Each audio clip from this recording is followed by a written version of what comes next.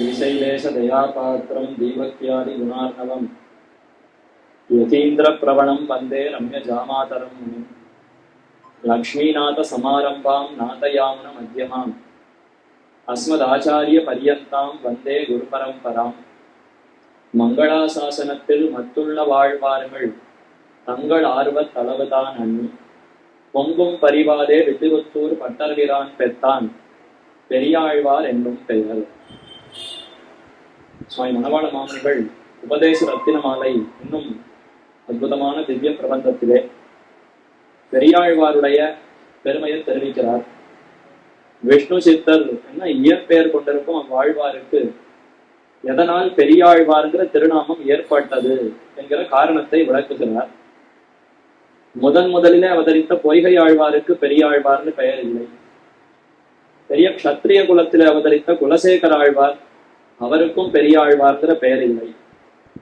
இல்ல ஆழ்வார்களுக்குள்ளே தலைவர் என்று கொண்டாடப்படக்கூடிய சுவாமி நம்மாழ்வார் ஷடகோபர் அவருக்கும் பெரியாழ்வார்னு திருநாமம் இல்லை. நிறைய பாசுரங்கள் அருளி செய்த திருமங்கை ஆழ்வார் அவருக்கும் பெரியாழ்வார்ங்கிற திருநாமம் இல்லை. இப்படி யாருக்குமே இந்த திருநாமம் இல்லாமல் ஏன் விஷ்ணு சித்தருக்கு மட்டும் பெரியாழ்வார்ங்கிற திருநாமம் வந்தது? அதை தெரிவிக்கிறார்.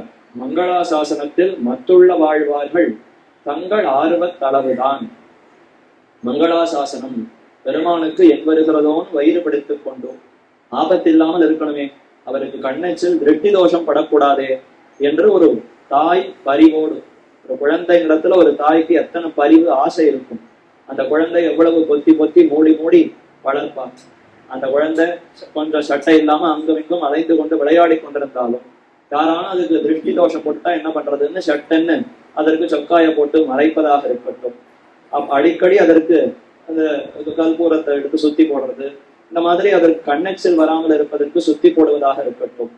இன்னும் என்னென்ன காரியங்களோ பரிவோடு எப்படி அவர் செய்கிறாளோ அதற்குத்தான் மங்களாசாசனம்னு பெயர். மங்களம் ஆசாசனம், மங்களத்தை விரும்புகை, பெருமானுக்கு மேன்மேலும் மங்களங்கள் ஏற்பட வேண்டும்னு விரும்புகை.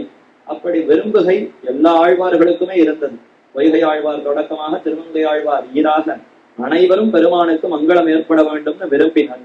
ஆனால் அது ஒரு ஆர்வத்துக்கு உட்பட்டு இருந்தது. ஆர்வத்தை காட்டிலும் இன்னும் பெருகி போய் பெருமானுக்கு பல்லாண்டு பாடுவதுதான் தேக யாத்திரை, ஆத்ம யாத்திரையே அதுதான். நாம் இருப்பதை அதற்காகத்தான் உணர்ந்து கொண்டு பெருமான சேவித்த அடுத்த க்ஷணத்திலிருந்து தாம் இந்த நில உலகத்துல இருக்கிற அந்த வாழ்நாள் முழுக்க பெருமானுக்கு பல்லாண்டு பாடுவதுதான் ஜீவாத்மாவுக்கு முக்கியமான கடமை என்று புரிந்து கொண்டு அதிலே ஈடுபட்டவர் விஷ்ணு சித்தர். மத்த ஆழ்வார்கள் வரிசையா பாசுரங்கள் அருளி செய்கிற சமயத்திலே ஒரு சமயம் பெருமானுடைய திருமேனி அழகுல ஈடுபட்டு மென்மை சௌகுமாரியத்தை பார்த்து இந்த மென்மையான திருமேனிக்கு என்ன ஆபத்து வந்துடுமோ பல்லாண்டு வாழின்னு பாடுவார்கள். ஆனா அதை போல பெரியாழ்வார் அல்ல. முதல்ல எடுத்த உடனே பல்லாண்டு பல்லாண்டுன்னு தொடங்கினார். அதுவும் எப்போ சின்ன கண்ணனை பார்த்து பல்லாண்டு பாடினாரான்னா, வைகுந்தத்திலிருந்து பரவாசுதேவனான எம்பெருமான் கருட வாகனாரூடனாக எழுந்தருளுகிறான்.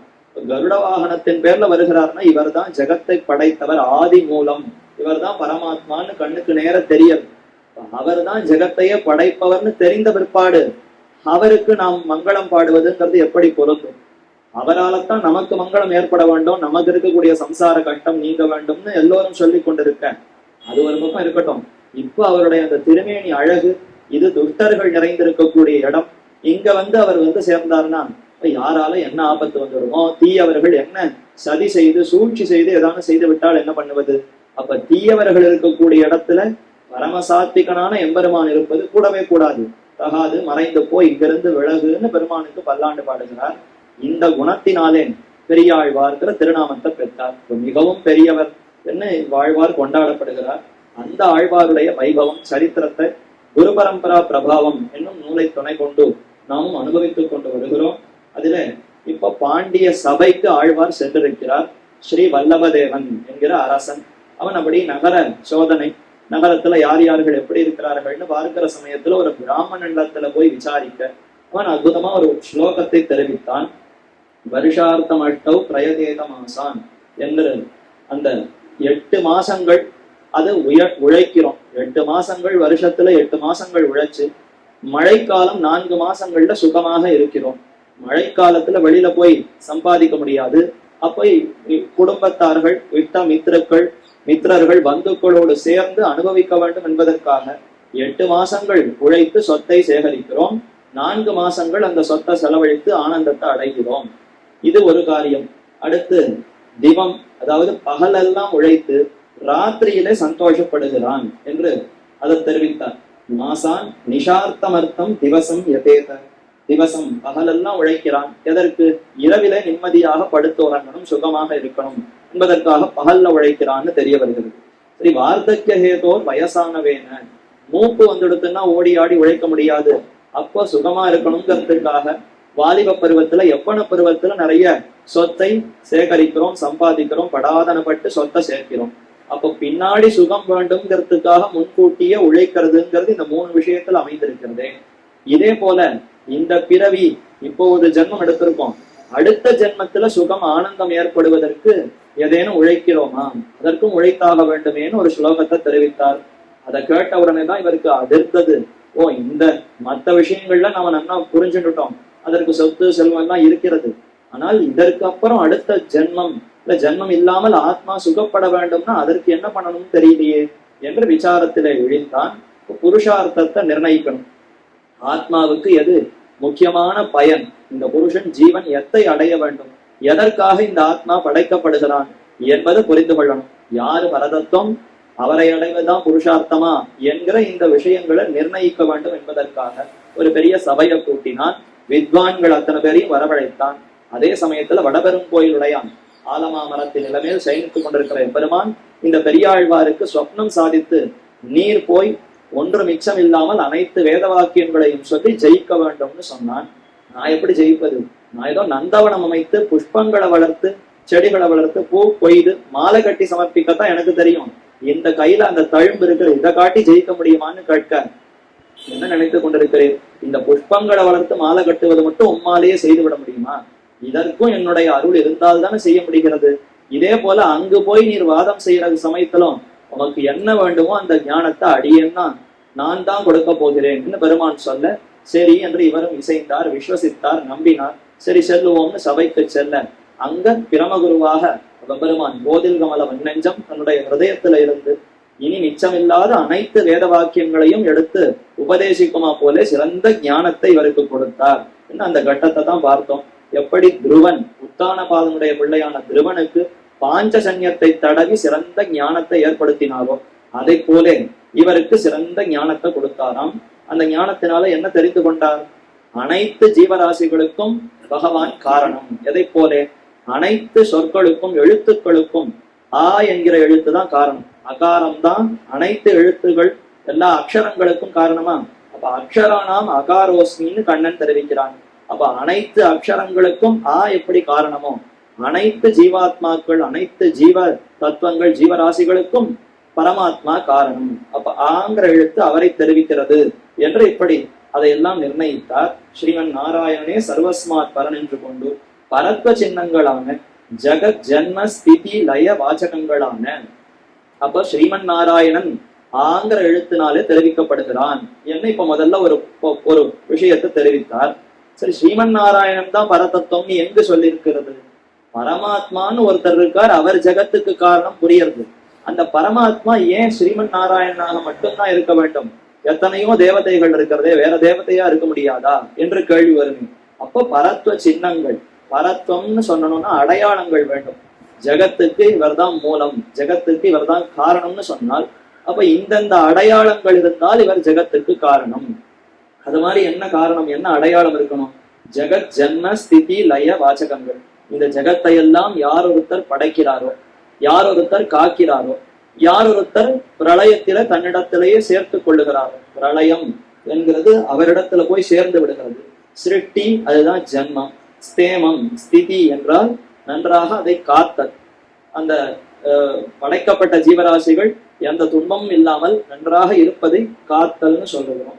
அப்ப யதோவா இமானி பூதானி ஜாயந்தே ஏன ஜாத்தானி ஜீவந்தி யத்ரயந்தி அபிசம்பி சந்தி தத் ஜிஜ்ஞாசஸ்வ தத் பிரம்மேதி. இது உபனிஷத்தே, தைத்திரிய உபனிஷத்து.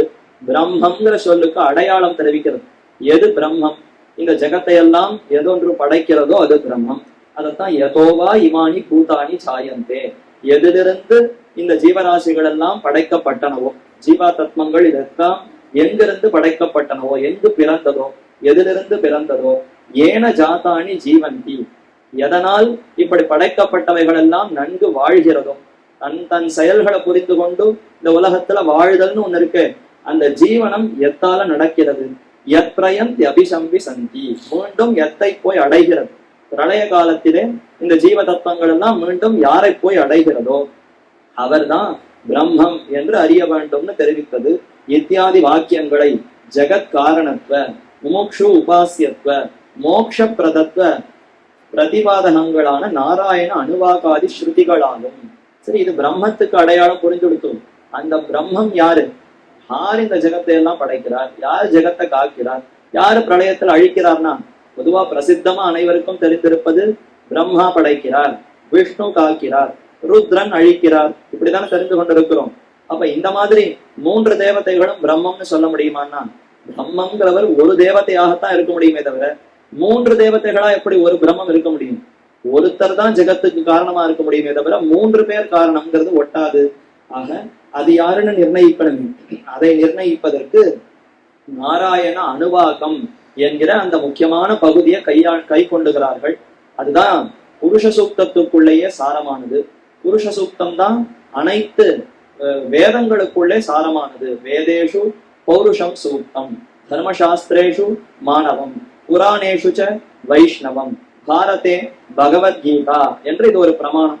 ஒவ்வொன்னுத்துக்குள்ள எது சாரம்னு தெரிவிக்கிறது. வேதேஷு பௌருஷம் சூக்தம், வேதங்களுக்குள்ளே புருஷ சூக்தம்ங்கிறது மிகவும் சாரமானது. ஏன்னா அந்த புருஷ சூக்தம் ஒவ்வொரு வேதத்துக்குள்ளேயும் இருக்கான். ரிக்வேதத்துக்குள்ளேயும் புருஷ சூக்தம் உண்டு, யஜுர்வேதத்துக்குள்ளேயும் புருஷ சூக்தம் உண்டு, மற்றும் உண்டான அந்த அதர்வண வேதம், அதே மாதிரி சாமவேதம், எல்லாத்துக்குள்ளேயும் புருஷ சூக்தம்ங்கிற அந்த பகுதி அடங்கி இருக்கிறது. அப்ப எது ஒன்று எல்லா வேதத்துக்குள்ளேயும் இருக்கிறதோ அதுதானே ரொம்ப முக்கியமா சாரமா இருக்கணும். அந்த வேதத்தினுடைய அனைத்து அர்த்தங்களையும் தன்னிடத்துல கொண்டதாக இருப்பது புருஷ சூக்தம். அதனால அதுதான் சாரம்னு தெரிவித்தது. தர்மசாஸ்திரேஷு மானவம், எத்தனையோ தர்மசாஸ்திரங்கள், ஸ்மிருதி நூல்கள், நாம அன்றாடம் கடைபிடிக்க வேண்டிய செயல்களை பத்தி பேசுவது தர்மசாஸ்திரங்கள். தர்மசாஸ்திரங்களுக்குள்ளே மனு தர்மசாஸ்திரம்ங்கிறது மிகவும் உயர்ந்தது, அதுதான் சாரமானது. அதை அனைவருமே கடைபிடிக்க வேண்டும். அனைவருக்கும் பொருந்துமா போல இருப்பது மனு தர்மசாஸ்திரம். அது உயர்ந்த கருத்துக்களை தெரிவிக்கிறது. அதே மாதிரி புராணேஷுச்ச வைஷ்ணவம், 18 புராணங்கள் இருக்கிறதே, அதற்குள்ளே எது உத்தமமான புராணம், தன்னிகரற்றதாய் அனைத்து அர்த்தங்களையும் தெளிவாக உண்மையாக உரைக்கக்கூடிய புராணம் எதுன்னா ஸ்ரீ விஷ்ணு புராணம் என்று தெரிவிக்கிறார்கள்.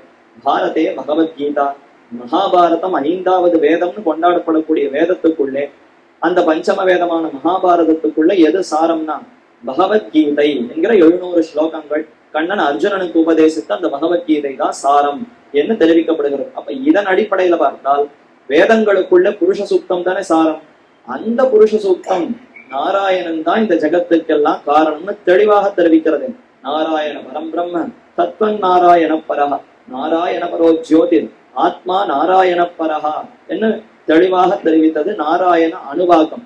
புருஷ சூக்தத்துக்கு அடுத்து வரக்கூடியது நாராயண சூக்தம், நாராயண அனுவாகம். ஆனா அதற்கு முன்னாடி புருஷ சூக்தத்துல இதே நாராயண புருஷன் சொல்லி கொண்டு வந்தது.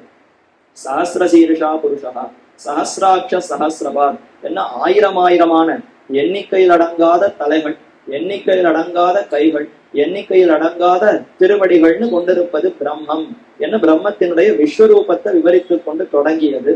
அதற்கப்புறம் அவரிடத்திலிருந்துதான் ஜெகத்தெல்லாம் படைக்கப்பட்டதுன்னு தெரிவித்தது.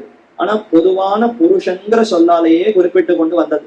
ஆனால் முடிக்கிற தருவாயில அந்த புருஷன் யாருன்னு அடையாளம் காட்டும் பொழுது கிரீஷ்டதே லக்ஷ்மீஷ்ட பத்னியௌ அகோராத்திரே பார்ஸ்வே நக்ஷத்ராணி ரூபம் அஸ்வினவ்யாப்தம் இட்டம் மணிஷானா அமம் மணிஷானா சர்வம் மணிஷானான்னு முடிக்கிற தருவாயில இந்த புருஷனுக்கு அடையாளம் சொல்லும் பொழுதும் ஹ்ரீஷ்ட தே லக்ஷ்மீஷ்ட பத்னியௌ, இந்த புருஷனுக்கு பத்னிகள் இந்த மூவர்னு தெரிவித்தது. யாரு? ஹ்ரீ என்றால் பூமி தேவி, லக்ஷ்மி பெரிய பிராட்டி ஸ்ரீதேவி நாச்சியார், சேங்கிற எழுத்து நீலாதேவியை குறிக்கிறது. அப்ப ஸ்ரீ பூமி நீளைகள் யாருக்கு பத்தினியோ அவன் தான் புருஷன் அடையாளம் தெரிவித்தது. அப்ப சந்தேகத்துக்கு இடம் இல்லாமல் முடிவு பண்ணிடலாமே, ஸ்ரீதேவியும் பூதேவியும் நீலாதேவியும் யாருக்கு பத்தினிமார்கள்? அது விஷ்ணு நாராயணனுக்குத்தான் இவர்கள் நாச்சியாரா பத்னிமார்களா இருக்கிறார்கள். அப்ப புருஷன்னு அந்த வேதம் புருஷ சூக்தம் சொன்னது யாரைன்னா அது ஸ்ரீமன் நாராயணன் திருமாலையே தெரிவித்தது. அவர் தான் அடுத்து நாராயணன் ஸ்பஷ்டமா நாராயண அனுபாகத்துல தெரிவித்தது. அதையே சாரதம காயத்ரியிலே நாராயணாய வித்மஹே வாசுதேவாய தீமஹி தன்னோ விஷ்ணு பிரச்சோதயாத் என்ற 3 திருநாமங்களையும் சேர்த்து தெரிவித்தது. அப்ப மற்ற தேவதைகள் பரதத்துவம் அன்று, நாராயணனே பரதத்துவம் என்ன ஆச்சரியமா நாராயண அனுவாகம் புருஷ சூக்தத்தை வைத்துக் கொண்டு நிர்ணயிக்கிறார்கள். அப்போ இந்த தைத்திரிய உபநிஷத்துல சொல்லப்பட்ட பிரம்மங்கிற சொல் யாரை குறிக்கிறதுன்னா அது நாராயணனே குறிக்கிறது. அவரே ஜெகத்துக்கு காரணம். முமுக்ஷு உபாசியத்துவம் ஜெகத் காரணத்து தியயா என்று உபனிஷத் தெரிவித்தது. நாம எதை தியானிக்கணும்னா யாரையோ தியானிச்சு ஒன்னும் பிரயோஜனம் இல்லை. காரணமா இருக்கக்கூடிய அந்த வஸ்து பரதத்துவத்தை தியானித்தால்தான் இந்த சம்சாரத்திலிருந்து விடுபட முடியும். சம்சாரத்துல கட்டுண்டு இருக்கக்கூடிய மற்ற தேவதைகளை தியானித்தால் மீண்டும் சம்சார பந்தம் தான் கிடைக்கும். இந்த சம்சாரத்துக்கே அப்பாற்பட்டு இதையே தன் வசத்துல வைத்து யார் ஒருத்தர் நியமிக்கிறாரோ அவரை தியானித்தால் தான் இதிலிருந்து விடுபட முடியும். அப்போ அப்படி முமுட்சுக்களால உபாசிக்கத்தக்கவன், மோட்சம் வேண்டும்னு விரும்புபவர்கள், மோட்சத்துல விருப்பமுடையவர்கள் யாரை உபாசிக்க வேண்டும்? அது திருமால் எம்பெருமானையே உபாசிக்க வேண்டும். ஏன்னா மோட்ச பிரதத்துவம் அவனிடத்துலதான் இருக்கு. ஆரோக்கியம் பாஸ்கராதிச்சேத், ஸ்ரீயம் இச்சேத் உதாசனஹா, சங்கராத்து ஞானமன்விச்சேது, மோட்சம் இச்சேது ஜனார்தனஹா என்று ஜனார்தன பெருமாள் தான் மோட்சத்தை கொடுக்க முடியும்னு பல வாசகங்கள் பல பிரமாணங்கள் அமைந்திருக்கின்றன. அப்ப இந்த தன்மைகள் இதெல்லாம் பெருமானுக்கு ஒரு குணம், ஜெகத்துக்கு காரணமாயிருப்பதுன்னு ஒரு குணம், முமுட்சுக்களாலே உபாசிக்க தகுந்தவன்கிறது ஒரு குணம், ஒரு பெருமை, மோட்சத்தையே கொடுக்க வல்லவன் எம்பெருமான்கிற குணம். இப்படி பிரதிபாதகங்களான நாராயண அனுவாகாதி ஸ்ருதிகளாலும் நாராயண அனுவாகம் முதலான பல ஸ்ருதி வாக்கியங்களாலும் விஷ்ணு சகாஷாத் உத்பூதம் ஜெகத் தத்ரைவச ஸ்திதம் ஸ்திதி சம்யம அகர்த்தாசௌ ஜெகதோ அஸ்ய ஜெகச்ச சஹா ஸ்ரீ விஷ்ணு புராணத்துல தெரிவிக்கிறது. பொதுவான கேள்வி முதல்ல பொதுவாக அமைந்தது. பராசரிடத்துல கேட்கிறார், மைத்ரேய பரிவப்ரஷ்ய பராசரம், பராசரங்கிற முனிவரிடத்துல போய் மைத்ரேயர் கேட்கிறார், எந்த ஒன்றும் இந்த ஜெகத்துக்கெல்லாம் காரணம், யாரிடத்திலிருந்து இந்த ஜெகத்தெல்லாம் படைக்கப்பட்டதோ அப்படிப்பட்ட பரமாத்மாவை பத்தி எனக்கு உபதேசிக்க வேண்டும்னு கேள்வி பொதுவா இருக்கு. இதே மற்ற புராணங்கள் எடுத்துக்கொண்டால் பிரம்ம புராணமோ அக்னி புராணமோ வாயு புராணமோ லைங்க புராணமோ ஒரு ரிஷி மற்றொரு ரிஷியின் இடத்துல போய் கேள்வி கேட்கிற சமயத்திலேயே உலகத்துல இந்த அக்னிங்கிற பகவானை பத்தி ஓகோன்னு கொண்டாடுறாளே, அக்னிக்கு என்ன பெருமைன்னு சொல்ல முடியுமா? கொஞ்சம் கேட்கணும்னு விருப்பத்தோடு வந்திருக்கிறேன், அக்னிக்கு இருக்கக்கூடிய பெருமைகளை எல்லாம் சொல்லு என்று கேட்பார். அதோ சொல்கிறேன், அக்னி எப்பேற்பட்ட உயர்ந்தவர் தெரியுமா, அவரால் தான் எல்லாம் நடக்கிறதுன்னு உபதேசிக்க தொடங்குவார்கள். அதே மாதிரி வாயுங்கிறவர் ரொம்ப விசேஷமானவராமே, வாயு பகவானை பத்தி என்ன பெருமை அதை சொல்ல முடியுமான்னு கேள்வி கேட்க அதற்கு பதில் சொல்லுமா போலே அந்த புராணம் அமைந்திருக்கு. இப்ப மற்ற புராணங்களை பார்த்தால் கேள்வியே அவரை பத்தி தான், யாரை பத்தி தெரிஞ்சுக்கணுமோ அவரை பத்தி பெயரை சொல்லி அவரை பத்தி விளக்கமா கூற வேண்டும்னு கேள்வி கேட்க அதுக்கு என்ன சொன்னா போச்சுன்னு இல்லாதையும் பொல்லாதையும் சேர்த்து சொல்லலாம். அந்த தேவதைக்கு எவ்வளவு பெருமை தெரியுமான்னு தனக்கு மனசுல என்னென்ன உண்டோ எல்லாத்தையும் சேர்த்து சொல்றதுக்கு வாய்ப்பு உண்டு. ஆனால் இது பொதுவான கேள்வி, யாரிடத்திலிருந்து இந்த ஜெகத்தெல்லாம் படைக்கப்பட்டதுன்னா கேட்பவரும் எந்த பட்சத்துல ஒரு பட்சபாதமா நின்று கேட்கல், தன் மனசுல தெளிவா யாருன்னு தெரிஞ்சுக்கணுங்கிற ஒரு விருப்பம் தான் இருக்கே தவிர நானே முடிவு செய்யல இந்த தேவதை தான் படைச்சார் அவரை பத்தி சொல்லுன்னு கேட்கலையும்.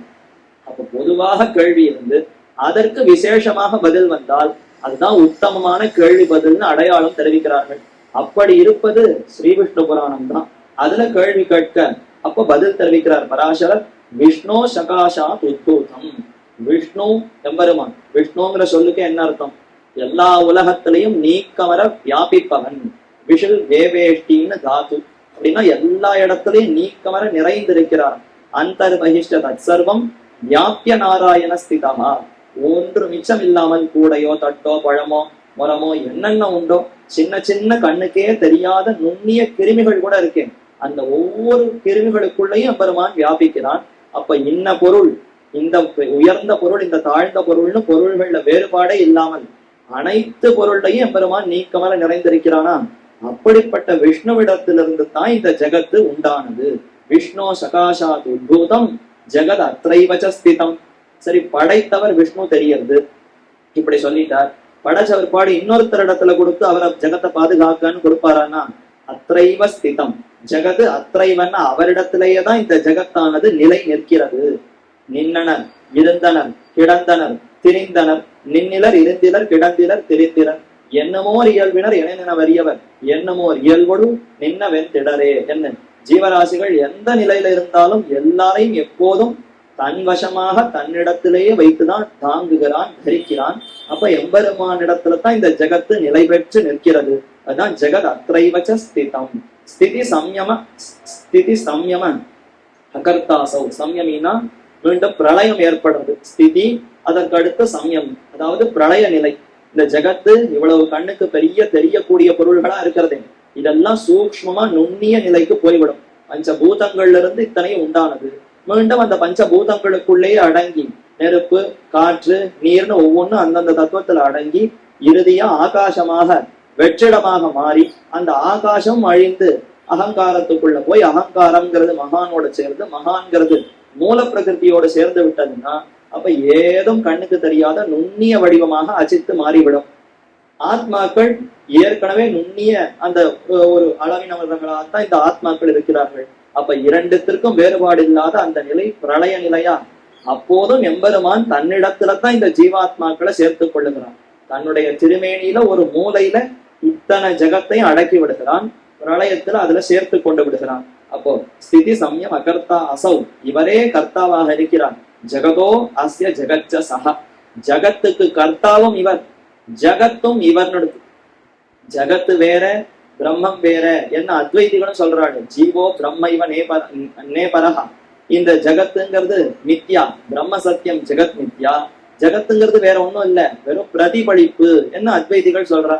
பிரம்மமே மயங்கி விடுகிறது, மாயான்னு அவித்யை, அறிவின்மை அதற்கு சேர, அதனால இப்படி பெரிய உலகம் இருக்கிறதாக பிரமித்து அதனாலதான் இதெல்லாம் கண்ணுக்கு தெரியறதுன்னு அவா சொல்றா. அந்த மாதிரி இல்லை, இங்க ஜகத்தே அவர்னு சொன்னால் ஜகத்தை எல்லாம் விட்டு பிரிக்க முடியாத சொத்தாக கொண்டிருக்கிறார்னு அர்த்தம். நான் ஒரு காரியம் பண்ணுகிறேன், யாருக்கோ ஒருத்தருக்கு ஒரு புஷ்பத்தை எடுத்து கொடுக்குறேன்னா கைதானே எடுத்து கொடுத்தது. அப்ப நான் என்ன சொல்றேன், நான் கொடுத்தேன்னு சொல்றேன், உண்மையில் என்னுடைய கைதானே கொடுத்தது. அப்ப இன்னொருத்தர் இடத்துல சொல்றச்ச என் கை அவர்களுக்கு புஷ்பத்தை கொடுத்ததுன்னு சொல்லுமா, இல்ல நான் கொடுத்தேன்னு சொல்லுவேன்? நான் கொடுத்தேன்னு தான் சொல்லுவேன். கை கொடுத்ததுன்னா நான் கொடுத்தது தானே. ஆனால் கைங்கிற அவயவத்தை கொண்டுதான் கொடுத்திருக்கிறேன். கைங்கிறது வேறு, என்ன காட்டிலும் ஆத்மாவை காட்டிலும் கை வேறு, உடல்ல ஒரு பகுதி. ஆனாலும் இதை செய்ததை நான் செய்ததுன்னே சேர்த்து சொல்லுகிறேனா, அதே போலத்தான் இந்த ஜகத்துங்கிறது எம்பெருமானையே குறிக்கிறது. ஏன்னா அவருக்கு ஒரு அங்கமாக அவருடைய திருமேனியில ஒரு மூலையில இது அடங்கி இருக்கிறது. அப்போ எப்படி என் கையால கொடுத்ததை நான் கொடுத்தேன்னு சொல்றேனோ, அப்ப ஜகத்து பெருமானுடைய திருமேனியில ஒரு மூலையில இருந்தாலும் அது படைக்கப்பட்டது, எம்பெருமான் படைத்தார், அது வேறாக இருந்தாலும் அவரோடு என்றும் சேர்ந்திருப்பதினாலே அவரே அதுன்னு சொல்லிடலாம். ஜகத்தே அவர், அவரே ஜெகத் என்று இரண்டுமாக அப்படி ஒரு நெருங்கிய சம்பந்தம் அமைந்திருக்கிறது. இதையெல்லாம் தெரிவித்தாராம். நாராயணாத் பரோ தேவோ ந பூதோ ந பவிஷ்யதி ஏதத் ரகசியம் வேதானாம் புராணானாம் ச சம்மதம். வேதங்களுக்கும் புராணங்களுக்கும் சம்மதம், அனைத்தும் ஒற்றுமையாக இதே கருத்தை தெரிவிக்கிறது. நாராயணாத் பரோ தேவோ ந பூதோ ந பவிஷ்யதி. நாரங்களுக்கெல்லாம் அயனமா இருக்கக்கூடிய எம்பெருமான் நாராயணன். நாரங்கள்னா அவரை தவிர்த்த மற்ற எல்லா ஜீவராசிகளும் நாரங்கள். இத்தனை ஜீவராசிகளுக்கும் தான் ஒருவனே இருப்பிடமாக ஆதாரமாக இருக்கிறான்னு சொல்லியாச்சு. இப்ப இவனுக்கு சமமானவர்களோ மேம்பட்டவர்களோ யாரும் கிடையாதுன்னு தன்னடையே கிடைத்துவிடும். அது ஏதோ இந்த சமயத்துல இப்ப இவர் நாராயணனா இருப்பார், இதற்கு கொஞ்ச காலத்துக்கு முன்னாடி வேறொருத்தர் இன்னொருத்தர் நாராயணனா இருப்பார், கொஞ்ச காலத்துக்கு பின்னாடி இன்னொரு ஆத்மா நாராயணனா இருப்பாரானா, அதுதான் கிடையாதுங்கிறது. நாராயணா பரோதேவோ ந பூதோ அப்படின்னா முந்தைய காலம் பண்டைய காலத்துல நாராயணனை காட்டிலும் வேறொருவர் பெரியவராக இருந்தார், கிடையாது. சரி, வருங்காலத்துல நாராயணனை காட்டிலும் இன்னொருத்தர் பெரியவராக இருப்பார். பவிஷ்யதி ந பூதோன பவிஷ்யதி ந நாராயணாத் பரோதேவோ எப்பொழுதுமே கிடையாது. இது ரகசியம், உயர்ந்த அர்த்தம். வேதங்களும் புராணங்களும் இதை ஆதரித்து தெரிவித்தன. சத்தியம் சத்தியம் புனசத்தியம் உத்ருத்ய புஜம் உச்சதே வேதசாஸ்திரா பரம் நாஸ்தி ந தெய்வம் கேசவாத் பரம். இத வியாசரே சபதம் விட்டு தெரிவிக்கிறார். வேதங்களை காட்டிலும் உயர்ந்த சாஸ்திரம்ங்கிறது மற்றொன்னு கிடையாது. சாஸ்திரம்னு சொன்னாலே வேதங்கள் தான். வேதங்களுடைய பகுதிகளாகத்தான் மற்ற அத்தனையும் அமைந்திருக்கிறதே தவிர முக்கியம் எது? என்சான் உடம்புக்கு தலையே பிரதானம்னு சொல்றமே, அந்த மாதிரி எத்தனையோ சாஸ்திரங்கள் இருந்தாலும் அதற்கு தலையானது முதலானது எதுன்னா வேதங்கள். அதனாலதான் செய்ய மறை தன்னுடனே சேர்ந்துன்னு தெரிவித்தார். ஆழ்வார்களுக்கு பல்லாண்டு பாடினார், திவ்ய பிரபந்தங்களுக்கு பல்லாண்டு பாடினார், திவ்ய பிரபந்தங்களுக்கு வியாக்கியானத்தை அருளி செய்த ஆச்சாரியர்களுக்கு பல்லாண்டு பாடினார். ஆனால் இந்த மூவரும் எதில ஆதாரமாக நிலை நிற்கிறார்கள்? அந்த திவ்ய பிரபந்தங்களும் அதை அருளி செய்த ஆழ்வார்களும் இவர்களுடைய பெருமை விவரித்த ஆச்சாரியர்களும் வேதத்திலேதான் நிலை நின்றார்கள். வேதத்தை துணையாக கொண்டுதான் இதை விவரித்தார்கள். ஆகவே வேதமும் சேர்ந்து வாழ வேண்டும்னு பல்லாண்டு பாடினாரா? அப்ப அந்த வேதத்தை காட்டிலும் உயர்ந்த பிரமாணம்ங்கிறது மத்தொன்னு கிடையாது என்பதைத்தான் சத்தியம் சத்தியம் 2 தடவை 3 தடவை சத்தியமாக சபதமிட்டு சொல்லுகிறேன். உத்ருத்திய புஜம் உச்சத்தை 2 கையும் அப்படி மேல தூக்கி சத்தியமாக அப்படி சபதம் பண்ணி சொல்லுகிறேன்.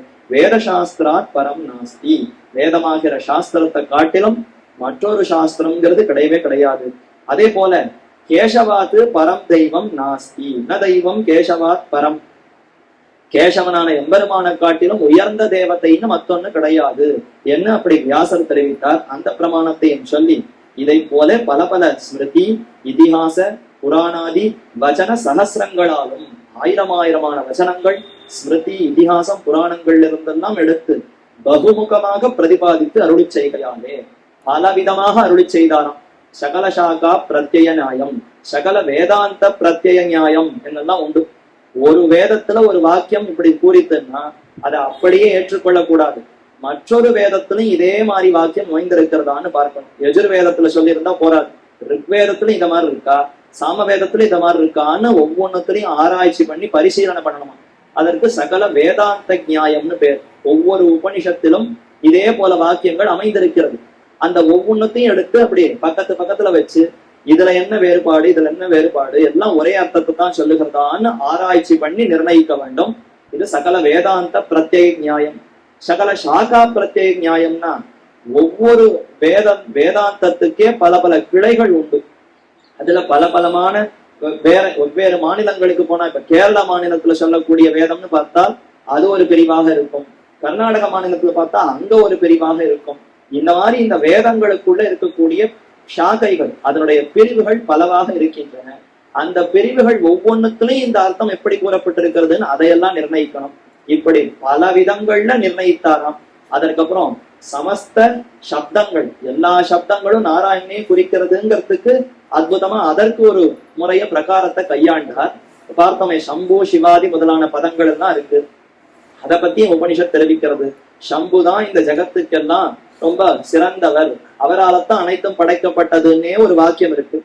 அதே மாதிரி சிவ கேவலகா, சிவன் தான் தனித்து ஒருவனாக இருந்தான், அவனை காட்டிலும் உயர்ந்தவன் ஞானம் இல்லைன்னு ஒரு இடத்துல சொல்றது. அதே மாதிரி ஹிரண்ய கர்ப்ப சமவர்த்ததாக்ரே, ஹிரண்ய கர்ப்பன்னு பிரம்மாவுக்கு பெயர். பிரம்மா எம்பெருமானுடைய திருநாபி கமலத்துல ஒரு பெரிய தாமரையில தானே படைக்கப்பட்டார். அதனால அவருக்கு ஹிரண்ய கர்ப்பன், பெருமானுடைய திருமேனியிலிருந்து தங்கமயமான ஒரு தாமரை இப்படி வெளியில வந்தது, அதிலிருந்து அந்த கர்ப்பத்திலிருந்து வெளிவந்தவன் பிரம்மா. அதனால ஹிரண்ய கர்ப்பன்னு பிரம்மாவுக்கு பெயர். அந்த ஹிரண்ய கர்ப்பனுடைய பெயரை சொல்லி அவன் தான் முதலிலே தோன்றினவன், அதனால அவனுக்கு சமமானவர்கள் யாரும் இல்லைன்னு தெரிவித்தது. அப்போ பிரம்மா சிவன் இந்திரன் இவர்களுக்கெல்லாம் பெருமை சொல்ற வாக்கியங்கள்லாம் இருக்கு. அந்த வாக்கியங்கள் எல்லாம் அப்படியே விட்டுடலாமா? நாராயணன்னு சொல்லக்கூடிய வாக்கியங்களை மட்டும் எடுத்துட்டு நாராயணனுக்குத்தான் பரத்வம் உண்டு, அவர் தான் ஜெகத்தை படைக்கிறார்னு நிர்ணயிக்கிறீர்களே, மற்ற வாக்கியங்களுக்கு எப்படி பொருள் சொல்வது? அதெல்லாம் பொய்ன்னு சொல்லி விடுறதா? இல்ல அதற்கு என்ன கதின்னு கேட்டால் பொய்யும் இல்லை, எல்லாம் மெய். வேதநூல் ஓதுகின்றது உண்மை அல்லது இல்லையேன்னு திருச்சந்த விருத்தத்துல தெரிவிச்சார். இப்ப வேதத்துல ஒவ்வொரு எழுத்து ஒவ்வொரு சொல் ஒவ்வொரு வாக்கியமும் உண்மை. அப்ப மற்ற வாக்கியங்களை எப்படி பொருள் கொள்வதுன்னா அதை 2 விதத்துல பொருள் கொள்ளலாம். அங்கான்யா தேவதாகா என்று தைத்திரிய உபனிஷத்தை தெரிவித்தது. மற்ற தேவதைகள் எல்லாம் பெருமானுக்கு அங்கங்கள். இத விஸ்வரூபத்துல கண்ணனே காட்டினான். பிரம்மாணம் ஈசானம் கமலாசனஸ்தம் என்று ஈசனான ருத்ரனையும் பிரம்மா தாமரையில் அமர்ந்திருக்கக்கூடிய பிரம்மாவையும் உன்னுடைய சரீரத்துல ஒவ்வொரு அங்கங்கத்துல பார்த்தேன். மார்புல ஒருத்தரை பார்த்தேன், தோல்ல ஒருத்தரை பார்த்தேன், தொடையில ஒருத்தரை பார்த்தேன், திருமுடி கேசத்துல ஒருத்தரை பார்த்தேன்னு ஒவ்வொரு இடத்துல ஒவ்வொரு தேவதையை பார்த்தேன்னு அர்ஜுனன் தெரிவிக்கிறான். அப்போ அங்கங்களாக பெருமானுடைய திருமேனியில ஒவ்வொரு அவயவங்களாக மற்ற தேவதைகள் எல்லாம் இருக்கிறார்கள். உபனிஷத்துல மற்ற தேவதைகளுடைய பெயரை சொல்லி இருந்தாலும் எப்படி நான் கையால புஷ்பத்தை கொடுத்தாலும் நான் கொடுத்தேன்னு என்னையே குறிக்கிறேனோ அத மாதிரி அந்த தேவதை தான் பண்ணித்துன்னு சொல்லி இருந்தாலும் தேவதைய சொல்றது கைய சொல்ற மாதிரி. உண்மையில கை பண்ணுமா? ஆத்மா நான் தானே பண்ணியிருக்கிறேன். அப்ப அந்த கையாக இருக்கக்கூடிய அந்த தேவதையை சொல்லி இருந்தாலும் அது உடலான அந்த நாராயணனுக்குத்தான் போய் சேருமே தவிர மற்ற தேவதைகளுக்கு மட்டும் நிற்காதுன்னு புரிந்து கொள்ளணும். அப்போ அந்தந்த தேவதைகள் எல்லாம் பெருமானுக்கு அங்கங்களாக இருக்கவே அங்கம் செய்ததை அங்கிக்குத்தான் எப்பொழுதுமே ஏற்றி சொல்லுவோம். இப்ப நான் நடந்து சென்றேன், கோவிலுக்கு சென்றேன்னா காலால தான் நடந்து சென்றேன். அப்ப காலால சென்றேன், கால் நடந்ததுன்னு சொல்லுவோமா, நான் நடந்தேன்னு சொல்லுவேன். நான் தான் நடந்து சென்றேன்னு சொல்லுவேன். ஆனால் உண்மையில் எதன் மூலமாக சென்றோம்? காலால தான் போனோம். ஆனா காலே சென்றதுன்னு தனியா யாரானு சொல்லுவோமா? சொல்லவே மாட்டோம். அத மாதிரி உபனிஷத்துல மற்ற அங்கங்களை கூறியிருந்தாலும் அது வெறும் அங்கங்களோடு நிற்காது, அங்கியான உடலான நாராயணன் வரைக்கும் அந்த அர்த்தமானது போகும் என்று பார்க்கலாம். இது ஷரீரி பாவம், அதாவது அந்தர்யாமி பாவம்னு தெரிவிப்பார்கள். எல்லாருக்குள்ளேயும் அந்தர்யாமியா எம்பெருமான் இருக்கிறான், அவர்கள் எல்லாம் உடலாக கொண்டிருக்கிறான், இதன் மூலமாக நிர்வகிக்கலாம். அல்லது மற்றொன்று நேரடியாவே சொல்லிடலாம். அந்தந்த சொற்கள் வெறும் அந்தந்த தேவதையை குறிக்கிறதுன்னே கொள்ளக்கூடாது. அக்னின்னு ஒரு தேவதைக்கு பெயர்னா அது அந்த தேவதைக்கே இயற்கையான பெயரா கிடையாது. இப்ப எனக்கு ஸ்ரீனிவாசன் பெயர், இன்னொருத்தனுக்கு ராமன் பெயர், இன்னொருத்தருக்கு கண்ணன் பெயர். இதெல்லாம் அவர்களுக்குன்னே இயற்கையான பெயரா? இல்லையே. பெருமானுடைய திருநாமங்களைத்தான நாம வைத்துக் கொண்டிருக்கிறோம். நான் ராமன்னு சொன்னா எல்லாருடைய மனதையும் கவரக்கூடிய அழகு கொண்டிருப்பவன், அதனால என்னுடைய பெற்றோர்களை பார்த்து ராமன் பெயர் வைத்தாரான்னா அப்படியெல்லாம் காரண பெயரா நமக்கு வைக்கல. ஏதோ பெரியவா பெருமானுடைய பெயரை வைத்திருக்கிறத நாம் அப்படியே வைத்துக் கொண்டிருக்கிறோம். இத மாதிரி அக்னி முதலான தேவதைகளுக்கும் பெயர் வைக்கப்பட்டிருக்கிறது. அது இயற்கையில் அவர்களுக்கே உரித்தான பெயர் அன்று. அக்னிங்கிற சொல்லுக்கு என்ன அர்த்தம்? அக்ரம் நயதி இது அக்னிஹி, முன்னோக்கி அழைத்து கொண்டு போவன் யாரோ அவருக்கு அக்னின்னு பெயராம். பெருமான் தானே முன்னோக்கி அழைத்து கொண்டு போகிறார். நம்ம ஒவ்வொரு படியிலையும் கை உயர்த்தி உயர்த்தி இதை தாழ்ந்ததை விட உயர்ந்ததுக்கு வா, தாழ்ந்ததை விட உயர்ந்ததுக்கு வான்னு அத்வேஷம், ஆபிமுக்கியம், சாது சமாகமம்னு ஒவ்வொரு படியா நம்ம ஏற்றி கொண்டு போபவரே எம்பெருமான் தான். உஜ்ஜீவனத்துக்கு க்ஷேம கிருஷீவரனாக இருந்து கொண்டு படிப்படியா நம்மை உயர்த்தி அழைத்து கொண்டு போகிற எம்பெருமானே அக்னின்னு சொல்லிடலாம். அப்ப அக்னிங்கிற சொல் வெறும் இந்த அக்னின்ற தேவதையை குறிக்காது, பரமாத்மாவையே குறிக்கிறது. இரண்ய கர்ப்பன்னு சொன்னா அதுவும் பரமாத்மாவை குறிக்கிறது. சம்புன்னு சொன்னா அதுவும் பரமாத்மாவை குறிக்கிறது. சஹசிரநாமம் எம்பெருமானுடைய 1000 திருநாமங்கள் பீஷ்மர் தர்மபுத்திரனுக்கு உபதேசித்தார். அதுல இல்லாத நாமங்களா? சம்பு சிவாதி எத்தனையோ நாமங்களும் பெருமானுக்கு திருநாமங்களாகத்தான் அங்கு கூறப்பட்டிருக்கிறது. அதற்குள்ள சில பெயர்களை சில தேவதைகள் வைத்துக் கொண்டார் என்பதனாலே அந்த தேவதைகளே இயற்கையில் அந்த பெயரை உடையவர்கள்ங்கிறது ஆகாது. பெருமானுக்குத்தான் அது இயற்கையில் உண்டான திருநாமம். ஆகவே அந்த உபனிஷத் வாக்கியங்கள்ல இந்த பெயர்கள் கூறப்பட்டிருந்தாலும் அது எல்லாம் எம்பெருமானுடைய திருநாமத்தை சொல்லி எம்பெருமானையே குறிப்பதாக கொள்ள வேண்டும் என்று இது முதலான பல பிரகாரங்களில் எல்லாம் இப்ப நாராயணன் ஸ்தாபிக்கிறாராம். இத்தியாதிகளான ஸ்மிருதி, இதிகாச, புராணாதி ரச்சன சாஸ்திரங்களாலும் பகுமுகமாக பிரதிபாதித்து அருளி செய்கையாலே பல விதங்கள்ல சந்தேகத்துக்கு இடமில்லாதபடி நன்றாக ஸ்தாபித்து அருளினார். அருளி செய்கையாலே வித்யா சுல்கமாக தோரணத்திலே கிழியாக கட்டி வைத்த தனம், நல்ல ஞானத்தோடு யார் வந்து நிர்ணயிக்கிறார்களோ அவர்களுக்கு அந்த கிழி சீரை பெரிய சொத்து தனத்தை எல்லாம் சேர்த்து முடிச்சா கட்டி வச்சிருக்கா, அது தானே கீழே இறங்குமா. தோரணத்திலே கிழியாக கட்டி வைத்த தனம் இவர் முன்னே தானே தாழ வளைய. யார் உண்மையாக சத்தியமாக இந்த அர்த்தத்தை நிர்ணயிக்கிறார்களோ அவர்களுக்கு அது தானே வளைந்து தாழ வந்து சேரும். அந்த மாதிரி இப்ப பெரியாழ்வாருக்கு வந்தது, விஷ்ணு சித்தருக்கு அதே மாதிரி வர ஆழ்வாரும் அதி பிரீத்தியோட விரைந்து கிழியறுத்தான் என்கிறபடியே கிழியை அறுத்தருளினார். அதுவே தாழ இறங்கி வந்தவுடனே ரொம்ப சந்தோஷப்பட்டார். ஆஹா, பெருமான் நம்ம எப்படி அனுகிரகித்திருப்பாரோ, நேற்று வரைக்கும் நமக்கு ஒண்ணுமே தெரியாது, இன்னைக்கு இங்க சபைக்கு வந்த பிற்பாடு அவரே அனைத்து வேத வாக்கியங்களுக்கு அத்தனைக்கும் பொருள் தெரியுமா மாதிரி எனக்கு ஞானத்தை கொடுத்து அதை அடுத்தவர்களுக்கு உபதேசிக்கும்படியாகவும் செய்து இப்ப இந்த கிழியும் இப்படி தாழ விடும்படி செய்து விட்டானே என்று ஆனந்தப்பட்டு விரைந்து கிழியறுத்தான். பாண்டியன் கொண்டாட பட்டர்பிரான் வந்தான் வேண்டிய சங்கம் எடுத்தூத வேண்டிய வேதங்களோதி விரைந்து கிழியறுத்தான் பாதங்கள் யாமுடைய பத்துன்னு தனியன்ல கொண்டாடுகிறோம். அப்ப என்னென்ன வேத வாக்கியங்கள் உண்டோ அனைத்து வாக்கியங்களையும் சொல்ல கிழியானது தானே தாழ வளைய இவர் விரைந்து கிழியறுத்தான் என்கிறபடியே கிழியை அறுத்தருளினார். அதற்கப்புறம் இதை கண்டு அதிக்ஷேபித்த வித்வான்களோடு இதுவரைக்கும் அங்க கூடியிருந்த வித்வான்கள் எல்லாம் ராஜாவை பரிகாசம் பண்ணார். என்னது, அவர் நந்தவனம் கைங்கரியம் பண்றவர், அவரை போய் பெரிய வித்வான் அழைத்து கொண்டு காலில் விழுந்து பிரணாமம் பண்ணி இத்தனை கௌரவப்படுத்துகிறீர்களே, நாங்கள்லாம் எவ்வளவு சிறந்த வித்வான்கள், அவர் அதெல்லாம் எதுவும் தெரியாதவர்னு கேளனம் பண்ணா, பரிகாசம் பண்ணா மற்ற வித்வான்கள். அப்படி செய்தவர்களோடு அதே மாதிரி ராஜாவோடு வாசியற, அனுவர்த்தித்த ராஜா, அதிக்ஷேபித்தன்னா கொஞ்சம் குறைச்சலா பேசி அபச்சாரப்பட்ட மற்ற வித்வான்களோடு சேர, அதே மாதிரி இவருடைய பெருமையை தெரிந்து கீழே வணங்கி அவரை பின்தொடர்ந்த ராஜாவோடு வாசியற அனைவரும் சர்வரும் விஸ்மிதராய் கொண்டு ஆச்சரியப்பட்டாராம். ஆனா எப்படி இவர் இவ்வளவு பெரிய அர்த்தத்தை இப்படி சாதித்தார், எளிமையா அனைவருக்கும் புரியும்படியாக சாதித்து இந்த பெரிய அறுத்தாரே என்று சந்தோஷப்பட்டு ஆழ்வார் திருவடிகளிலே தண்டன் சமர்ப்பித்து வேதாந்த விழுப்பொருளின் மேல் இருந்த விளக்கை விட்டுச்சித்தன் விரித்தனனே என்ன விஷ்ணுசித்தன் வேதாந்தத்துக்கு மேல அமைந்திருக்கக்கூடிய விழுப்பொருள். வேதாந்தம்ங்கிறது அவ்வளவு சட்டுன்னு அர்த்தத்தை தெரிஞ்சு வச்சுடாது, சிரமப்பட்டு அறிந்து கொள்ள வேண்டும். ஆனால் அந்த சிரமே இல்லாதபடி அப்படியே உள்ளங்கை நெல்லிக்கனி போல நமக்கு எடுத்து கொடுத்தாரே என்று வேதாந்த விழுப்பொருளின் மேலிருந்த விளக்கை, அதற்கு மேல இருக்கக்கூடிய அந்த விளக்கை அற்புதமாக, விளக்குன்னா எம்பெருமானே விளக்காக இருக்கிறான், அவரே ஞான பிரதாத்தா, ஞானம் தான் விளக்குன்னு ஏற்கனவே பல தடவை பார்த்திருக்கிறோமே. தீபம் பிரகாசம்னு சொன்னா அது ஞானம், அறிவின்மைங்கிறது இருட்டு. அப்ப இருட்டு போய் ஞானம் ஏற்படுத்துவது எம்பெருமான் தானே. அப்ப வேதாந்தத்துக்கு மேல இருக்கக்கூடிய விளக்காக இருக்கக்கூடிய எம்பெருமான் அவனை விட்டு சித்தன் வெறுத்தான். எம்பெருமான வேதாந்தத்தை மட்டும்தான் அறிந்து கொள்ள முடியுமே தவிர வேற எத்தனாலும் அறிந்து கொள்ள முடியாது. அப்படிப்பட்ட எம்பெருமானை இவர் நன்கு விரித்து பரமாத்மா இவர்தான் என்று அனைவருக்கும் அப்படி தெளிவாக காட்டினாராம். மிகவும் பிரீத்தியோட அவரை யானை கழுத்தின் மேலே ஏறியருள பண்ணி, உடனே பெரிய யானைக்கு பேர்ல அவரை அமர வைத்து ஊர் முழுக்க இவருடைய பெருமை இப்ப தெரியப்படுத்த வேண்டும் என்பதற்காக அப்படி யானை கழுத்தின் மேல் ஏறியருள பண்ணி அந்த வித்வான்கள் சத்திர சாமர தாள விருந்தாதிகள் தரித்து சேவிக்க, சத்திரம் கொடை, சாமரம் வெஞ்சாமரம் கவரி வீசுவது, அப்புறம் தாள விருத்தம் நிறைய தாளங்கள் கொண்டு வாசிப்பது, அந்த கௌரி தாளம்னு சொல்றோம், திருச்சின்னம் ஊதுவதுன்னு சொல்றோம், இது முதலான பல அந்த வாத்தியங்கள் அந்த கோஷங்களை எல்லாம் செய்து கொண்டு தரித்து சேவித்து நிற்க அவர்கள்லாம் சேவிக்கிறார். வேதப்பயன் கொள்ள வல்லனான மெய்நாவன் வந்தான் என்று விருதூதி திருச்சின்னம் பணிமாற பெரியாழ்வாருக்கு கட்டியம் சேவிக்கிறாளாம். வேதப்பயன் கொள்ளவல்ல வெட்டு சித்தன் என்று தம்மை தாமே தெரிவித்துக் கொண்டார். வேதத்துக்கு எது பயன்?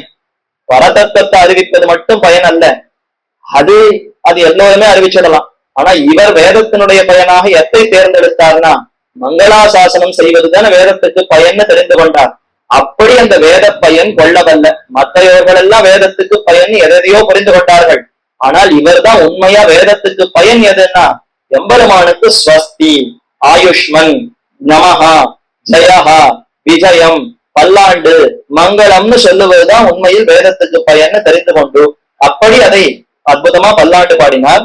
மெய்நாவன் வந்தான் என்று விருது ஊதி திருச்சின்னம் பணிமாற அனைவரும் இந்த விருதை கொண்டு கோஷமிட்டுக் கொண்டு சுவாமி வரார்னு எச்சரிக்கை தெரிவிக்கிறாராம். ஈண்டிய சங்கம் எடுத்தூத சங்கங்கள் முழங்கி அவருடைய அந்த வெற்றி கோஷத்தை அனைவருக்கும் அறிவிக்கிறார்கள். ராஜா இவருக்கு பட்டர்பிரான் என்று திருநாமம் சாத்தி, அப்பதான் பாண்டிய தேவன் ஸ்ரீவல்லவன் இவருக்கு பட்டர்பிரான், பட்டநாதன் என்று திருநாமத்தை கொடுத்தார். பட்டன் வித்வான்கள், ஞானிகள், அந்த ஞானிகளுக்கெல்லாம் இவர் தலைவராக இருந்து உபகாரம் பண்ணார். பிரான்னா உபகாரம் பண்ணுவது. அவர்களுக்கெல்லாம் என்ன உபகாரம் பண்ணார்னா, இதுதான் சிறந்த வேதாந்தத்தினால அறியக்கூடிய பரதத்துவம் என்ன அனைவருக்கும் காட்டி கொடுத்தாரோ இல்லையோ, அது வரைக்கும் எல்லாரும் குழம்பின் இருந்தா.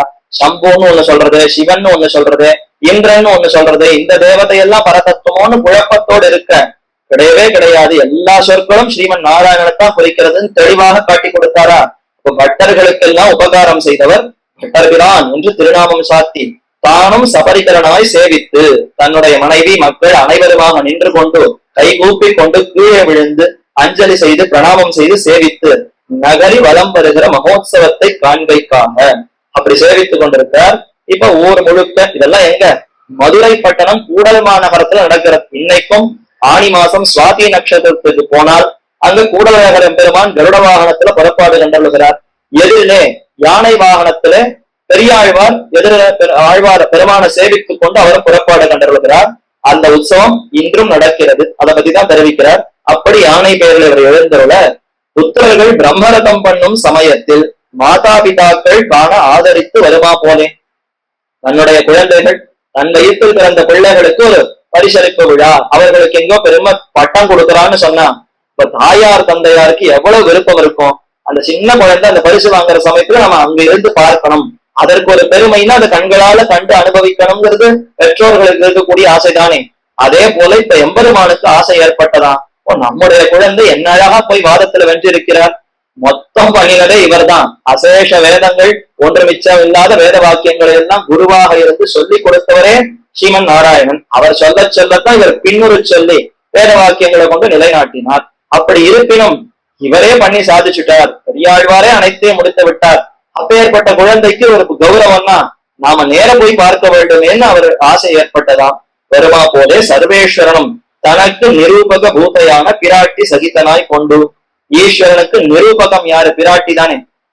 அவள் இல்லைன்னா இவர் யாருன்னு அடையாளமே தெரியாது.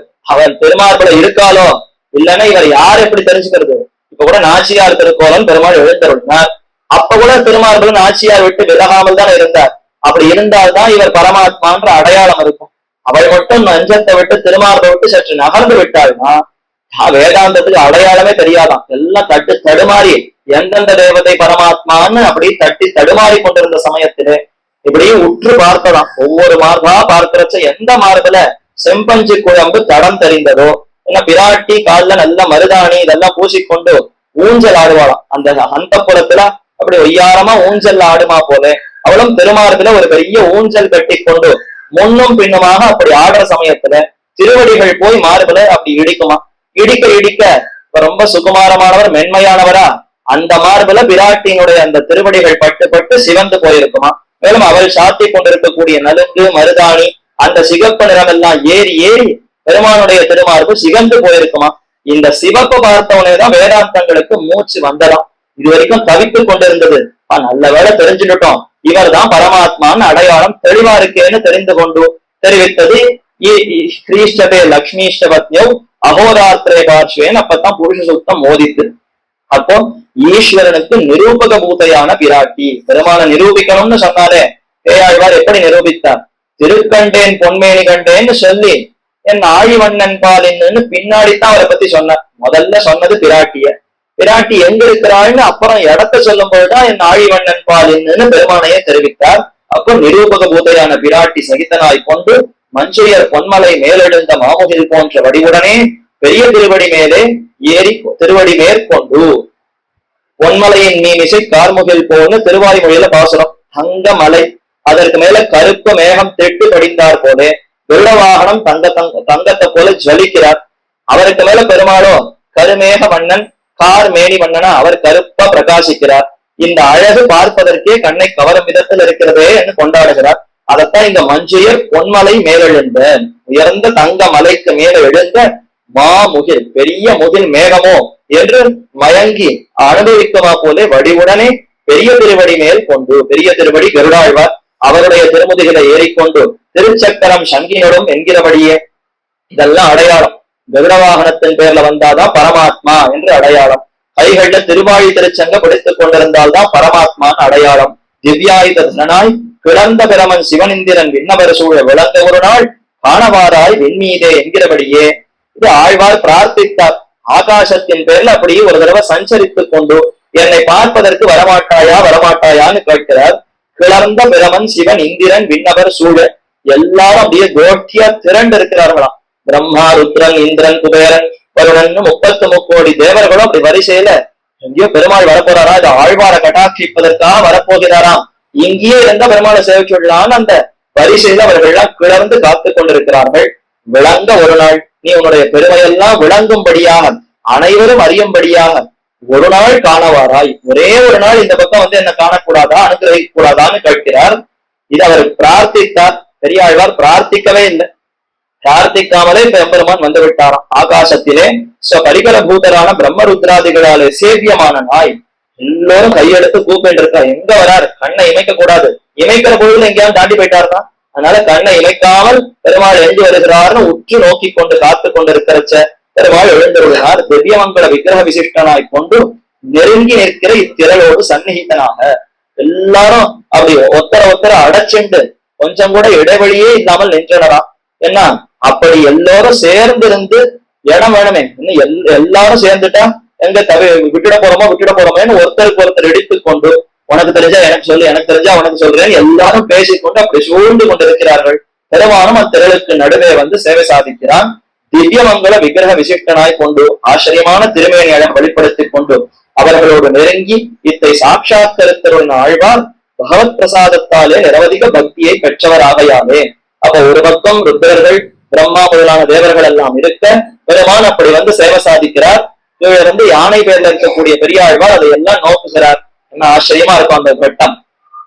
அப்படி ஆழ்வார் அனுபவிக்கிறச்ச பகவத் பிரசாதத்தாலே நிரவதிக பக்தியை பெற்றவர் ஆகையாலே. நாமும் அதே மாதிரி இருந்தோம்னா சேவிச்சுட்டு பெருமான் இடத்துல ஏதானோ ரொம்ப சந்தோஷம், தேவரீராவத்தான் எல்லாம் நடந்தது, இனி மேற்கொண்டு எனக்கு என்ன செய்ய போகிறீரோ அதை நேர்தான் பார்த்தரணும்னு நம்முடைய பிரார்த்தனையைத்தான் வைப்போம். ஆனால் பகவத் பிரசாதத்தாலே நிரவதிக பக்தியை பெற்றவராகையாலே இவர் ஆழ்வாராக ஆக்கி இந்த சம்பிரதாயத்துக்கு திவ்ய பிரபந்தங்களை கொண்டு வர வேண்டும்னு பெருமான் திருவுள்ள பட்சியானா, அதனால இவருக்கு அப்படியே மொத்தத்தையும் மயங்கடிக்குமா போலே தாமே தன்னுடைய அருளை பொழிந்தாராம். நிரவதிக பக்தியை பெற்றவர்.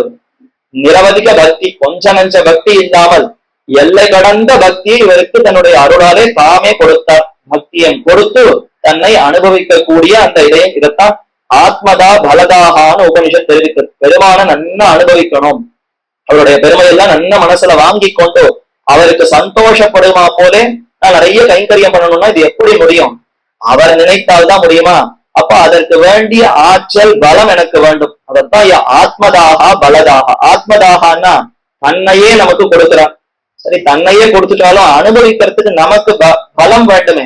அப்பேற்பட்ட பரமாத்மா நம்ம இடத்துல வந்தார்னா கொஞ்சம் தரித்து நின்று அனுபவிக்க வேண்டும் அல்லவா? அப்படி தரித்து நிற்பதற்கு பலம் வேண்டும். அந்த பலத்தையும் பெருமானை கொடுக்கிறான். அப்ப தன்னை அனுபவிப்பதற்கு தன்னையும் கொடுத்து அனுபவிக்க வேண்டிய சக்தியும் தானே கொடுக்கிறான். அத மாதிரி இப்ப அனுபவிப்பதற்கு பக்தியும் எம்பெருமானே இவருக்கு கொடுத்தாராம். பகவத் பிரசாதத்தாலே நிரவதிக பக்தியை பெற்றவராகையாலே சுவசம்பிருத்தியை கண்டு விரும்பாதே. இவ்வளவு செல்வம் தமக்கு வந்தது, எல்லோரும் கொண்டாடுறா. பட்டர் பிரான்னு ஒரு பெருமை வந்தது, எவ்வளவு இருமாப்பு வர வேண்டும். எல்லாம் எனக்கு கிடைச்சது பாத்தியா அப்படின்னு பெருமான இடத்திலேயே ஒரு இருமாப்போடு பேச வேண்டும். அப்படி பேசாமல் அந்த இருமாவாதே, இருமாப்பு அகங்காரம் இல்லாமல் அவனுடைய சர்வஜத்வ சர்வசக்தித்வ சர்வ ரட்சகத்வாதிகளை அனுசந்திப்பதற்கு முன்னே முகப்பிலே. சரி, அதை பண்ணல. பெருமான சேவித்தால் என்ன சர்வஜன், என்ன சர்வசக்தன், அனைத்தையும் அறிந்தவன், அனைத்தையும் செய்யக்கூடிய ஆற்றல் சக்தி உண்டு, சர்வ ரட்சகன், அனைவரையும் ரட்சிப்பவன் என்று அவருடைய பெருமைகளையாவது பார்க்கலாம். தன் பெருமைகளை பார்க்கல, பெருமானுடைய பெருமைகளையாவது கவனித்து அதற்கு ஈடுபட்டாரா? அந்த ரட்சகத்வாதிகளை அனுசந்திப்பதற்கு முன்னே அதெல்லாம் ஒரு பக்கம் பொழிந்து பிரகாசமா காமிச்சிட்டு இருக்கு. பெருமான இடத்துல இந்த குணங்கள் எல்லாம் வெளிப்படுகிறது. கொஞ்சம் அதையெல்லாம் நிறுத்திட்டு அழக முதல்ல கண் வைத்தாராம். முன்னே முகப்பிலே நீலமுண்ட மின்னன்ன மேனியில் உண்டான சௌந்தரிய சௌகுமாரிய லாவண்ய யவ்வனாதிகளை கண்டு இந்த குணங்கள் எல்லாம் கொஞ்சம் கண்ணை உற்று நோக்கணும். அவருடைய சுத்தி இருக்கக்கூடிய ஒளிய பார்க்கணும். இதையெல்லாம் பார்த்தா தான் அவர் தேஜஸ், அவர் பரமாத்மாங்கிறதெல்லாம் மனசுல வாங்கிக்க முடியும். முதல்ல பார்த்த உடனே எது படும்? அழகா பச்சைமா மலை போல் மேனி, பவளவாய் கமல செங்கன், அச்சுதா அமரரேரே, ஆயிரத்தம் கொழுந்தேன்னு முகப்பிலே பார்த்த உடனே அவருடைய திருமுகம், திருக்கண்கள், திருமூக்கு, திருவாய், திருக்கழுத்து என்று இதுதானே கண்ணில் போடும். காட்டவே கண்ட பாதகமலம் நல்லாடை உந்தி தேட்டனம் முதலவந்தம் திருமார்பு கண்டம் செவ்வாய் பாட்டமில் கண்கள் மேனி முனியேறி தனி புகுந்து பாட்டினால் கண்டு வாழும் பாணர் தாழ்னு கொண்டாடுகிறோம். திருப்பானாழ்வார் முகப்பிலேதான் கண் வைத்தார், அழகிலே கண் வைத்தார். அதே மாதிரிதான் இவரும் அந்த அழகில ஈடுபட்டாராம். நீலமுண்ட மின்னன்ன மேனி, நீலத்தை அப்படியே ஜலத்தை முழுக்க பருகி இருக்கிறதாம். சமுத்திரத்துல எவ்வளவு நீர் இருக்கு, ஒரு சொட்டு பிந்து ஜலம் மீதி இல்லாதபடி மொத்த ஜலத்தையே ஒரு மேகம் குடித்ததுன்னா எவ்வளவு கருப்பா இருக்கும் அந்த மேகம். அத மாதிரி இப்ப பெருமானுடைய திருமேனி நிறம் இருக்கிறதாம். அத்தனை கருப்பு, அத்தனை நீல நிறத்தோடு இருக்கிறார். மின்னன்ன மேனி, அதுலயே ஒரு மின்னல் வேற வச்சது. அந்த கருப்பு மேகத்துக்கு நடுவுல பளிர்னு ஒரு வெளிச்சம் மின்னல் வெட்டுகிறதுன்னா அதுதான் மகாலட்சுமி தாயார். அவள் மின்னல் வெட்டினா போல இருக்கிறார். இந்த மேனியில் உண்டான சௌந்தரிய சௌகுமாரியம், சௌந்தரியம்ங்கிறது அழகு, சௌகுமாரியம்ங்கிறது மென்மை. தொட்டால் சிவந்து போயிடும், வெயில் ஆகாது, மழை ஆகாது, எதுவும் ஆகாது. அப்படியே புஷ்பத்தை போல ரொம்ப சுகுமாரம் மென்மை கொண்டிருக்கக்கூடிய திருமேனி. லாவண்ய யவ்வனாதிகளை, லாவண்யம்னா முழு அழகு, சௌந்தரியம்னா அங்கமங்கமா அழகு. கைகள் மட்டும் தனியா அழகு, திருவடி மட்டும் தனியா அழகு, திருக்கண்கள் தனி அழகு, திருக்காது தனி அழகு, திருக்குழல் தனி அழகு, இதெல்லாம் சௌந்தரியம்னு பெயர். மொத்தமா உருவம் முழுக்க அனுபவித்து அழகுன்னு கொண்டாடினால் அது லாவண்யம்னு பெயர். யவ்வனம் காளைய போல பருவம், யவ்வனத்தன்மை நல்ல அந்த வாலிப பருவத்துல எம்பெருமான் தன்னுடைய யவ்வனத்தன்மையை காட்டிக்கொண்டு சூர்பனகையும் அழக்கினான். தருணவ் ரூபசம்பன்னவ் சுகுமாரவ் மகாபலவ் புண்டரீக விசாலாட்சவ் சீரகிருஷ்ணாஜினாம்பரவ். அவ எப்ப இதை கொண்டாடுற காது மூக்கு அருந்த சமயத்துல கூட மூக்குலையும் காதலே ரத்தம் சொட்டின் இருக்கு, வலி பொறுக்க முடியாமல் சாதாரணமா இல்லையா, இவ்வளவு கொடியவன் என்னை இப்படி பண்ணிட்டான்னு வெய்யணும். ஆனால் என்ன அழகு என்ன அழகு, அப்படியே தாமரை கண்களா இருந்தது. எவ்வளவு பருவம் பார்த்தாலே கட்டி அணைக்கணும் போல ஒரு வீரம் இருந்தது, ஒரு அந்த பருவம் இருந்தது. நல்லா கொண்டாடி கொண்டு இப்படிப்பட்டவர்கள் தான் என்னை இப்படி பண்ணிட்டான்னு கடைசியில சொல்லி முடிக்கிறார். அப்ப எத்தனை வேதனையை கொடுத்தாலும் அழகில ஈடுபட்டவர்கள் அந்த அழகையே பிதற்றுகிறார்களா? அப்படி அழகா எம்பெருமானுக்கு சௌகுமாரிய லாவண்ய யவ்வனாதிகளை கண்டு அப்ராகிருதம் சுரைர்வந்தியம் அயம் சுரைர்வந்தியம் அயுதார்க்க சமப்பிரபம் என்றும். இது எப்படிப்பட்ட அழகுன்னா பிரகிருத்தில உண்டான அழகே இல்லை, இது அப்ராகிருதமான திவ்யமான திருமேனி. சுரைர் வந்தியம் நித்திய சூரிகளாலே தினமும் வணங்கி அப்படியே பார்த்துட்டே இருப்பாளாம். சதா பஷ்யந்தி சூரையகான்னு அவர்களுக்கு வேதம் பெருமை தெரிவிக்கிறது. அவர்களாம் கண்களை மூடிக்கொண்டு அப்படி தியானம் பண்ணவர்களா, கண்களை திறந்திருப்பவர்களா, கண்ணை மூடுறதா? கண்ணை மூட முடியாதபடி எப்போதும் திறந்து அந்த அழகிலேயே கண் வைத்திருப்பார்கள். சதா பஷ்யந்தே, எவ்வளவு நேரம் பார்த்தாலும் திருப்தியே ஏற்படாதா? பார்த்துட்டே இருப்பான். நித்திய சூரிகளை பார்த்து பார்த்து சேவிக்கக்கூடிய திருமேனியாம். சதா பஷ்யந்தி சூரையா என்கிறபடியே சுரைர் வந்தியம் அயுதார்த்த சமப்பிரபம் அப்படின்னா அதனுடைய ஒளி இருக்கே அது கோடி சூரியன். அயுதம்னா கோடிக்கணக்கான சூரியர்களை ஒன்றாக சேர்த்தால் எத்தனை ஒளி பிரகாசிக்குமோ அதை காட்டிலும் ஒளி வெஞ்சிய திருமேனி கொண்டவனாக எம்பெருமான் சேவை சாதித்தான். ஸ்வயைவ பிரபயா ராஜன் துஷ்பிரேட்சம் தேவதானவைகி என்றும் சுழிவட்டோடும் சுடர்ச்சோதி வெள்ளத்தை இன்புத்திருந்தாலும் என்ன ஆழ்வார் பாசுரத்துல காட்டினார். தன்னுடைய ஒளியாலத்தான் ஸ்ரீவைகுண்டமாகிற லோகத்தையே ஒளி பெறும்படி செய்கிறான். இவருடைய ஒளியாலத்தான் அனைத்தும் ஒளி பெறுகிறது. சூரியனுக்கோ சந்திரனுக்கோ நட்சத்திரங்களுக்கோ ஒளி எங்கிருந்து வந்ததுன்னா பரமாத்மாவினுடைய ஒளியிலிருந்து தான் அவைகளுக்கு ஒளி வந்தன. அப்படி ஸ்ரீவைகுண்டத்துக்கும் ஒளி இருக்கிறது. அத்தியற்கானல தீப்தம் தத்ஸ்தானம் விஷ்ணோர் மகாத்மனகான்னு உபனிஷத் தெரிவித்தது. அந்த ஸ்தானம் இருக்கே விஷ்ணுவோடைய ஸ்தானம், ஒளி ஒளி ஒளி அவ்வளவு சிறந்த தேஜஸே ஒரு உருவு கொண்டார் போல இருக்கிறது. அதற்கும் அந்த ஒளி எங்கிருந்து வந்ததுன்னா தஸ்யபாசா சர்வமிதம் விபாதி, பெருமானை ஆசிரியித்து அவரிடத்துல சேர்ந்திருப்பதனாலதான் அந்த ஸ்ரீவைகுண்டத்துக்கே அத்தனை ஒளி வந்ததாம். அனைத்துக்கும் தாரகமா இருக்கக்கூடிய ஒளி எம்பெருமானுடையதா. சுழிபட்டு ஓடும் சுடர்ச்சோதி, அந்த ஒளி வெள்ளம் அது அங்க இங்க நகர முடியாமல் ஒரு சின்ன இடத்துல குறுகிய வட்டத்துல சுழன்று இருந்ததுன்னா எப்படி இருக்கும்? ஒரு சுழல் ஏற்பட்டுடுமே, வெள்ளத்துக்கு நடுவுல சுழல் ஏற்பட்டால் எப்படி இருக்கும்? அந்த மாதிரிதான் இந்த ஒளியே சுழன்று சுழன்று பெருமானுடைய இந்த திருமேனியாக அமைந்திருக்கிறதோ என்றெல்லாம் ஆழ்வார்கள் ஈடுபடுகிறார்கள். சொல்லப்பட்டிருந்ததாய் காலகிருத பரிணாமம் எண்ணிக்கே சதைக்க ரூபமாய், இது காலத்துக்கெல்லாம் மாறுபாடே அடையாது. காலகிருத்த பரிணாமம் அற்றதாய், இந்த காலம் இப்ப புஷ்பம் இருக்குன்னா அது மொட்டாக இருக்கிறச்ச ஒரு அழகா இருக்கும், மொட்டு மலர்றச்ச ஒரு அழகா இருக்கும், இன்னும் நன்னா மலர்ந்தது பெருசா ஆச்சுன்னா ஒரு அழகா இருக்கும். ஒரு நாள் ஆச்சு அப்படி மூடறச்ச அழகு குறையும், மொத்தம் சருகா போச்சுன்னா இன்னும் அழகே போயிடும், இன்னும் அது உலர்ந்து போய் ஒண்ணுமே இல்லாம போச்சுன்னா அழகே இருக்காது. அப்ப காலத்துக்கு அது மாறிக்கொண்டே இருக்கிறதா? அந்த மாதிரி இப்ப பெருமானுடைய திருமேனி இன்னைக்கு இப்படி இருக்கும், நாளைக்கு மாறிடும், நாளைக்கு இருக்கவே இருக்காது. அப்படி மாறிக்கொண்டிருக்குமான்னா காலகிருத்த பரிணாமம் இன்னைக்கே. பரிணாமம்னா மாறுபாடு, பரிணாமமே கிடையாது. சதா ஏகரூபாய சதைகரூப ரூபாய விஷ்ணவே சர்வஜிஷ்ணவே என்று தெரிவிக்கிறோம். அப்ப எப்போதும் ஒருபடிப்பட்டவனாய் இதே அழகு மாறாமல் எம்பெருமான் சேவை சாதிக்கிறான். அப்போ அதுதான் இங்க காலகிருத்த பரிணாமம் இன்னைக்கே சதைக ரூபமாய் நித்திய சித்தமாய். சரி, இது என்னைக்கோ ஒரு நாள் அவரும் தபஸ் பண்ணி இந்த அழகையெல்லாம் வர வச்சிருந்தார் சுவாமி. அதுக்கு முன்னாடி அழகே இல்லாமல் இருந்தார். ஏதோ சாதனங்கள் எல்லாம் பண்ணி நாமும் அழகு சாதன பொருள்களை எல்லாம் வாங்கி அப்படி அழகு வருமானு எல்லாம் பண்ணிக்கிறோம். அந்த மாதிரி பெருமானும் ரொம்ப முயற்சி பண்ணி பல சாதனங்களை செய்து அழகு வரவழைத்து கொண்டாரானா அப்படி எல்லாம் கிடையாது. எப்போதும் நித்திய சித்தமா இயற்கையிலேயே அவருக்கு இந்த அழகு எப்போதும் இருக்கிறது.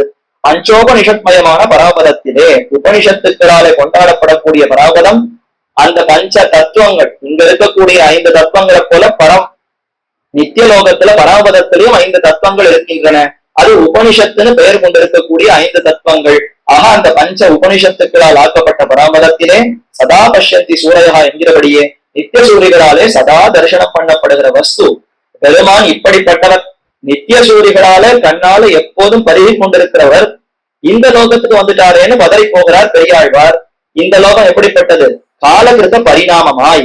அங்க காலமே நடையாடாது. இங்க காலத்துக்கு கட்டுப்பட்டுதான் எல்லாமே. சூரியன் உதிச்சாதான் இந்த காரியத்தை பண்ணணும், மத்தியான வேலை வந்தாதான் இதை பண்ண முடியும், அஸ்தவனம் ஆனாதான் இதை பண்ண முடியும், இரவானால் இப்படி இருக்கணும், பகலானால் இப்படி இருக்கணும், எத்தனையோ கட்டுப்பாடுகள். மாறிக்கொண்டே இருக்கிறது காலம். க்ஷண ஸ்வபாவமாய் க்ஷணத்துக்கு க்ஷணம் க்ஷீணித்து கொண்டே போறது. ஆனா உயர்ந்து போகிறதா? இந்த க்ஷணத்துக்கு அடுத்த க்ஷணம் முன்னேற்றம். 10 வருஷத்துக்கு முன்னாடி எப்படி இருந்தனோ இப்ப அதுக்கப்புறம் முன்னேறி இருக்கிறேன் அப்படின்னு யாராவது சொல்ல முடியறதான்னா இன்னும் தேய்ந்து போகிறேன் அப்படிதான் சொல்ல முடியுது. அப்ப ஞானம், சக்தி, ஆற்றல் எல்லாம் குறைந்து போகிறது. க்ஷணத்துக்கு க்ஷணம் மாறிக்கொண்டே இருக்கிறது. ரொம்ப க்ஷீணித்து போய் அப்படியே நஸ்வரமாய் இல்லாமலே போய்விடுகிறது. பரமாத்ம ஸ்தானமான பரமபதத்தை பற்ற நரகோபமாய். பரமபதத்தோடு இதை ஒப்பிட்டால் நரகம், வெண்ணரகம், விடியா வெண்ணரகம்னு சொன்னாரு. இதுக்கு விடிவே இல்லை. அப்படிப்பட்ட நரகமா இருக்கக்கூடிய இந்த இடம் அப்ப காலத்துக்கு உட்பட்டதாய் அந்தந்த க்ஷணத்துல அடுத்த க்ஷணத்துக்கு மோசமா போய் கொண்டிருக்கக்கூடிய இடம். மேலும் இது எப்படிப்பட்டதுன்னா நரகமாக இருக்கக்கூடிய இடம். இந்த இடத்துல அரக்கர் அசுரருக்கு ஆபாச பூமியாய். இது நரக பூமின்னா இங்க இருப்பவர்களாவது கொஞ்சம் நல்லவர்களா இருக்கிறாளான்னா அசுரர் அரக்கர் அவர்கள் தான் இருக்கலாம். அசுரர் அரக்கர் ஆபாச பூமியாய் அவர்கள் நன்ன வசித்து போகத்தை அனுபவிப்பதற்கு உண்டான பூமியாக இது விளங்குகிறது. துர்விதக்தர் துரபிசந்தி பண்ணும் ஸ்தலமாய். நல்ல ஞானமே இல்லாதவர்கள் துர்விதக்தர்கள். தங்கள் மனசு போனபடி எத்த வேண்டுமானாலும் செய்யலாம் என்ன இருப்பவர்கள். ஒரு கட்டுப்பாடே கிடையாது. யாருக்கும் வசப்பட மாட்டார்கள். நான் செய்வதுதான் சரி என்ன இருப்பவர்களா? துர்விதக்தர் துரபிசந்தி பண்ணும் ஸ்தலமாய். அவர்கள்லாம் கண்ட விஷயங்களை ஆதரித்து கண்ட பேரோட சேர்ந்து தாங்கள் என்ன நினைத்தார்களோ அதை சாதித்து நடத்தணும்னு இருக்கக்கூடிய இடமாயுது. அப்படிப்பட்டவர்கள் அப்ப துரபிசந்தி பண்ணும் ஸ்தலமாய். அவர்கள்லாம் ஒன்னா சேர்ந்து அதாவது தவறான அதர்ம செயல்களை புரியக்கூடிய இடமாக இருக்கிறது. இத்தேசத்திலே கலி சாம்ராஜ்யம் பண்ணுகிற இருள் தருமா ஞாலமாய். இதுக்கு எல்லாத்துக்கும் மேல முத்தாய்ப்பா கலியுகம் வேற இந்த உலகத்துக்கு உண்டு. இப்ப நித்திய லோகம் ஸ்ரீவைகுண்டத்துக்கு 4 யுகங்கள் உண்டா. கிருத்த, துவாபர, திரேதா, கலி எல்லாம் உண்டானா அங்கதான் காலமே நடையாடவில்லையே. அப்புறம் எங்க இந்த 4 யுகங்கள் மாறுபாடு அங்க வரப்போகிறது? இந்த உலகத்துக்குத்தான் இந்த 4 மாறுபாடுகள்லாம் உண்டு. அப்ப கலியுகம் இந்த லோகத்துல ரொம்ப ஒரு பாடுபடுத்துகிறது. கலி சாம்ராஜ்யம் அது பண்ணுகிற இருள் தருமா ஞாலம். இருளே சுவாவமோ என்ன பிரமிக்கக்கூடிய அளவுக்கு இருள் தருமா ஞானமான தேசத்திலே வந்து சக்ரு விஷயமாவதே. கண்ணுக்கு இலக்காகாதவன்னு சாஸ்திரங்கள் சொல்லி இருக்க கண்ணுக்கு முன்னாடி இப்படி வந்து சேவை சாதித்தால் அப்ப அரக்கர் அசுரர் இவர்களால என்ன ஆபத்து வந்துருமோ தெரியல. கலியுகம் அதனுடைய பாதிப்பு. கலியுகத்துல பாஷண்டோபகதா ஜனாஹா என்று பராசரர் விஷ்ணு புராணத்துல அப்பவே சொல்லிட்டார். கலியுகத்துல யாரும் நாச்சயந்தி விஷ்ணுவும் விஷ்ணுவனுடைய பெருமையை தெரிந்து யாரும் வணங்க மாட்டார்கள். அல்ப பலன்களுக்காக அல்ப தேவதைகளை வணங்குவார்கள். அப்புறம் தலைவிரி கோலமா இருப்பா. வெறும் மேனி அழக மட்டும்தான் முக்கியமாக கொள்ளுவார்கள். யாரு உறக்க பேசுறாளோ அவளை மட்டும்தான் எல்லாரும் ஆதரிப்பா. உண்மையை யாரும் ஆதரிக்க மாட்டா என்ன இப்படி பல அடையாளங்களை சொல்ற. அப்ப இதெல்லாம் பெருமானுக்கு விருத்தமானோ இருக்கு. அவருடைய பெருமைக்கு இது ஏதுமே பொருந்தாதே.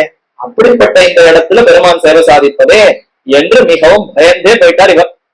இவ்வளவு நேரம் அந்த பெருமானுடைய அழகுல ஈடுபட்டவர் ஒரு க்ஷணம் திரும்பி பார்த்தா நம்ம முகத்தை எல்லாம் பார்த்துட்டு இவாளுக்கு நடுவையா நீ வந்திருக்க, வேண்டவே வேண்டாம், முதல்ல இங்க இருந்து புறப்பட்டு அப்பால போ என்ன எம்பெருமானுக்கு சொல்லுமா போல.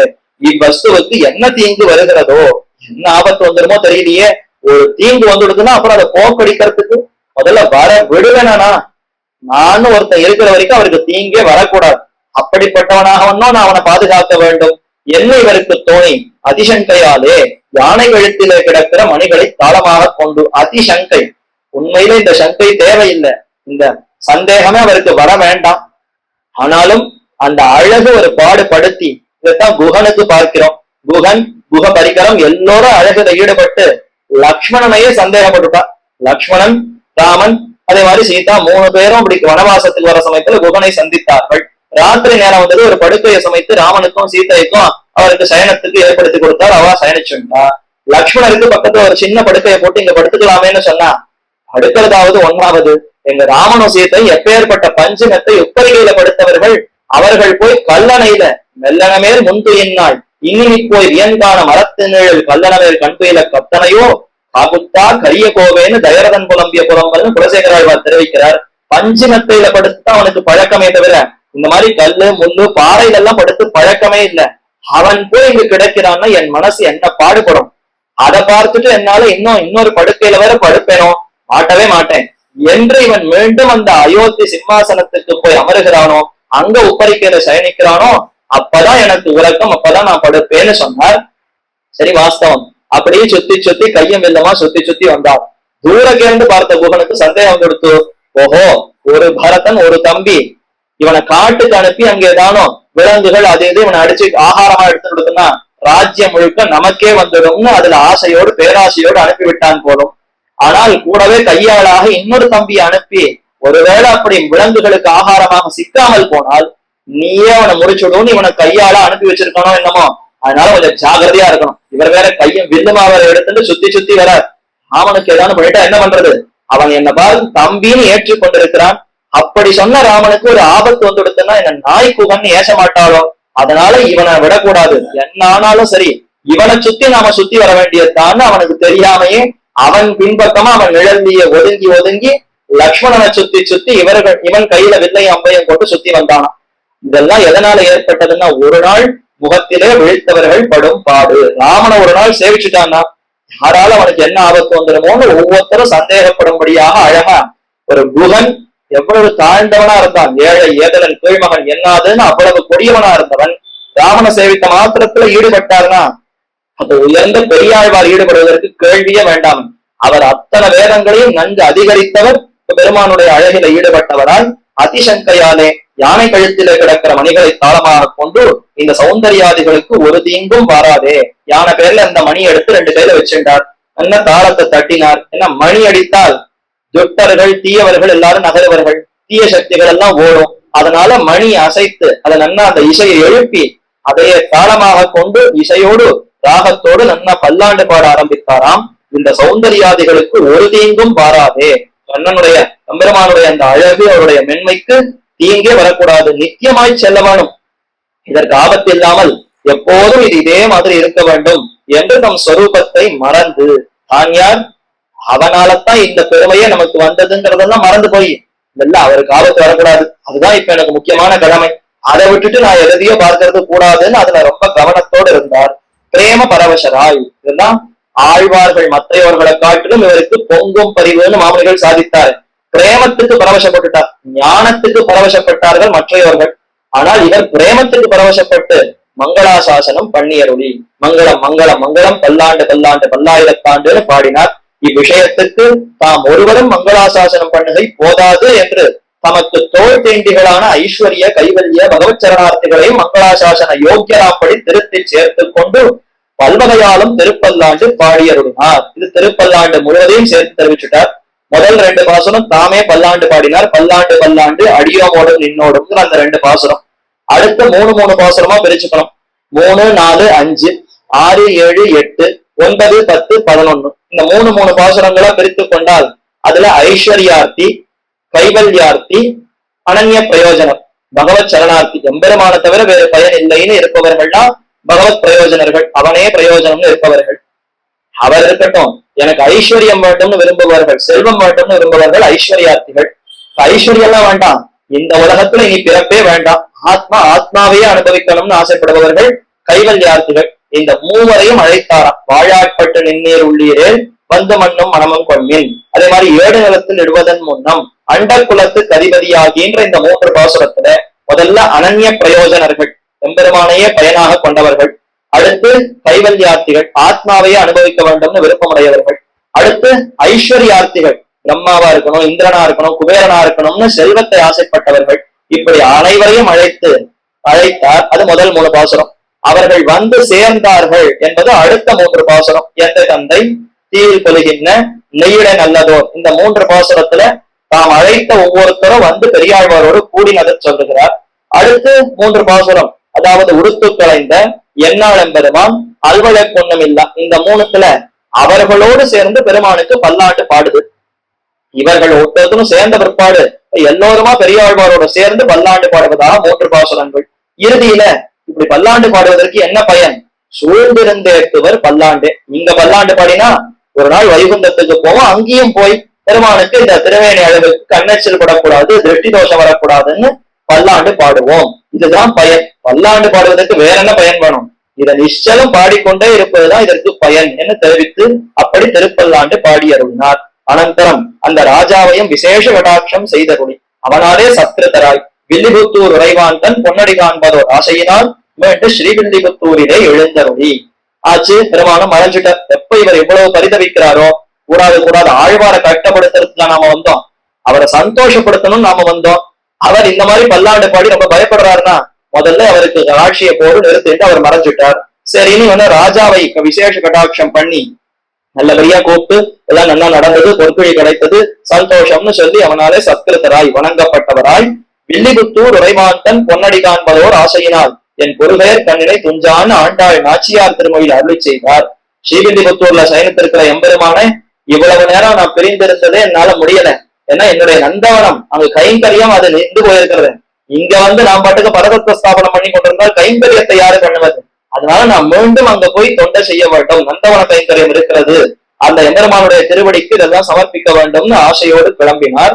ஸ்ரீவில்லிபுத்தூரிலே எழுந்தருளி அக்கிழியில் தனத்தை எஸ்ஐத்தே தஸ்ய தத்தனம் என்கிறபடியே வடபெரும் கோயிலுடையான் திருமுன்பே வைத்து தேவரீராலே உண்டான தனம் தேவரீருக்கே எஸ்ய ஏதே தஸ்ய தத்தனம். நான் யார் ஒருவனுக்கு சார்ந்தவனோ அப்ப என்னுடைய தனமும் அவருக்குத்தானே சேரும். நானே இன்னொருத்தருக்கு சொத்துன்னு சொன்னா எனக்கு என்ன சொத்தோ அதுவும் அவருக்கு தானே போய் சேரும். அது மாதிரி இப்ப பெரியாழ்வார் தம்மையே எம்பெருமானுக்கு சொத்துன்னு தான் கொண்டிருக்கிறார். எனக்கு இன்னொரு பொற்குழி கிடைத்ததுன்னா அது என்னை சார்ந்ததா? கிடையாது, அது பெருமானுக்கே சார்ந்தது என்று நேர அவரிடத்துல திருமுன்பை வைத்து தேவரீராலே உண்டான தனம் தேவரீருக்கே என்று தண்டன் சமர்ப்பித்துட்டாராம். பிராசங்கிகம் பரிசமாப்பிய பிரகிருதம் அனுசரத்தி என்கிற நியாயத்தாலே தாம் முதலில் உபக்கிரமித்தருளின காணார் நறுங்கிழாய் கை செய்த கண்ணியும் செண்பக மல்லிகையோடு செங்கழி நிர்வாட்சியுமான திருமாலை கட்டி வடபெரும் கோயிலுடையானுக்கு நித்தியமாக சாத்தி சேவித்துக் கொண்டிருக்கிற இவ்வாழ்வார் தாம். பிராசங்கிகம் பரிசமாப்பிய இடையில் வந்ததை இடையிலேயே முடித்து விடணும். அதற்கப்புறம் முன்னாடி என்ன செய்து கொண்டிருந்தோமோ அதையே திருப்பி செய்ய வேண்டும். இது நல்லதுக்கு எடுத்துக்கணும். யாரோ ஒருத்தர் தீயவரா இருந்துட்டு இடையில நான் நல்லவனா மாறினேன், போறோம் இடையில வந்தது அப்பயே முடிச்சுட்டு மீண்டும் தீயதான் பண்ணணும்னு எடுத்துக்கூடாது. இந்த நியாயத்தை எங்க எடுத்துக்கணுமோ அப்படிதான் எடுத்துக்கணும். அப்ப இடையில் வந்தது எது? ஆழ்வார் கைங்கரியம் பண்ணி கொண்டிருந்தார், நடுவில் ஏதோ எம்பெருமான் பார்த்து போய் பரதத்தை நிர்ணயம் பண்ணுன்னு சொன்னார். அது இடையில் வந்தது, முடிச்சாச்சு. இனிமே அதை கொண்டு வந்து சேர்த்தாச்சு. மறுபடியும் அதிலேயே சிந்தனை போகக்கூடாது. இப்ப கைங்கரியத்துலதான் சிந்தனை போக வேண்டும். எவ்வளவு பொறுப்புன்னு பார்க்கணும். ஒரு இடத்துல நாம எத்தையோ ஒண்ணு ஒத்துன்னு இருக்கோம்னா நிச்சயம் அந்த பொறுப்பில இருந்து நீங்கவே கூடாது. அதற்கு மேல எத்தனையோ நமக்கு விஷயங்கள் வரலாம், எத்தனையோ நன்மைகள் ஏற்படலாம், யார் யாரோ என்னென்னவோ சொல்லலாம்.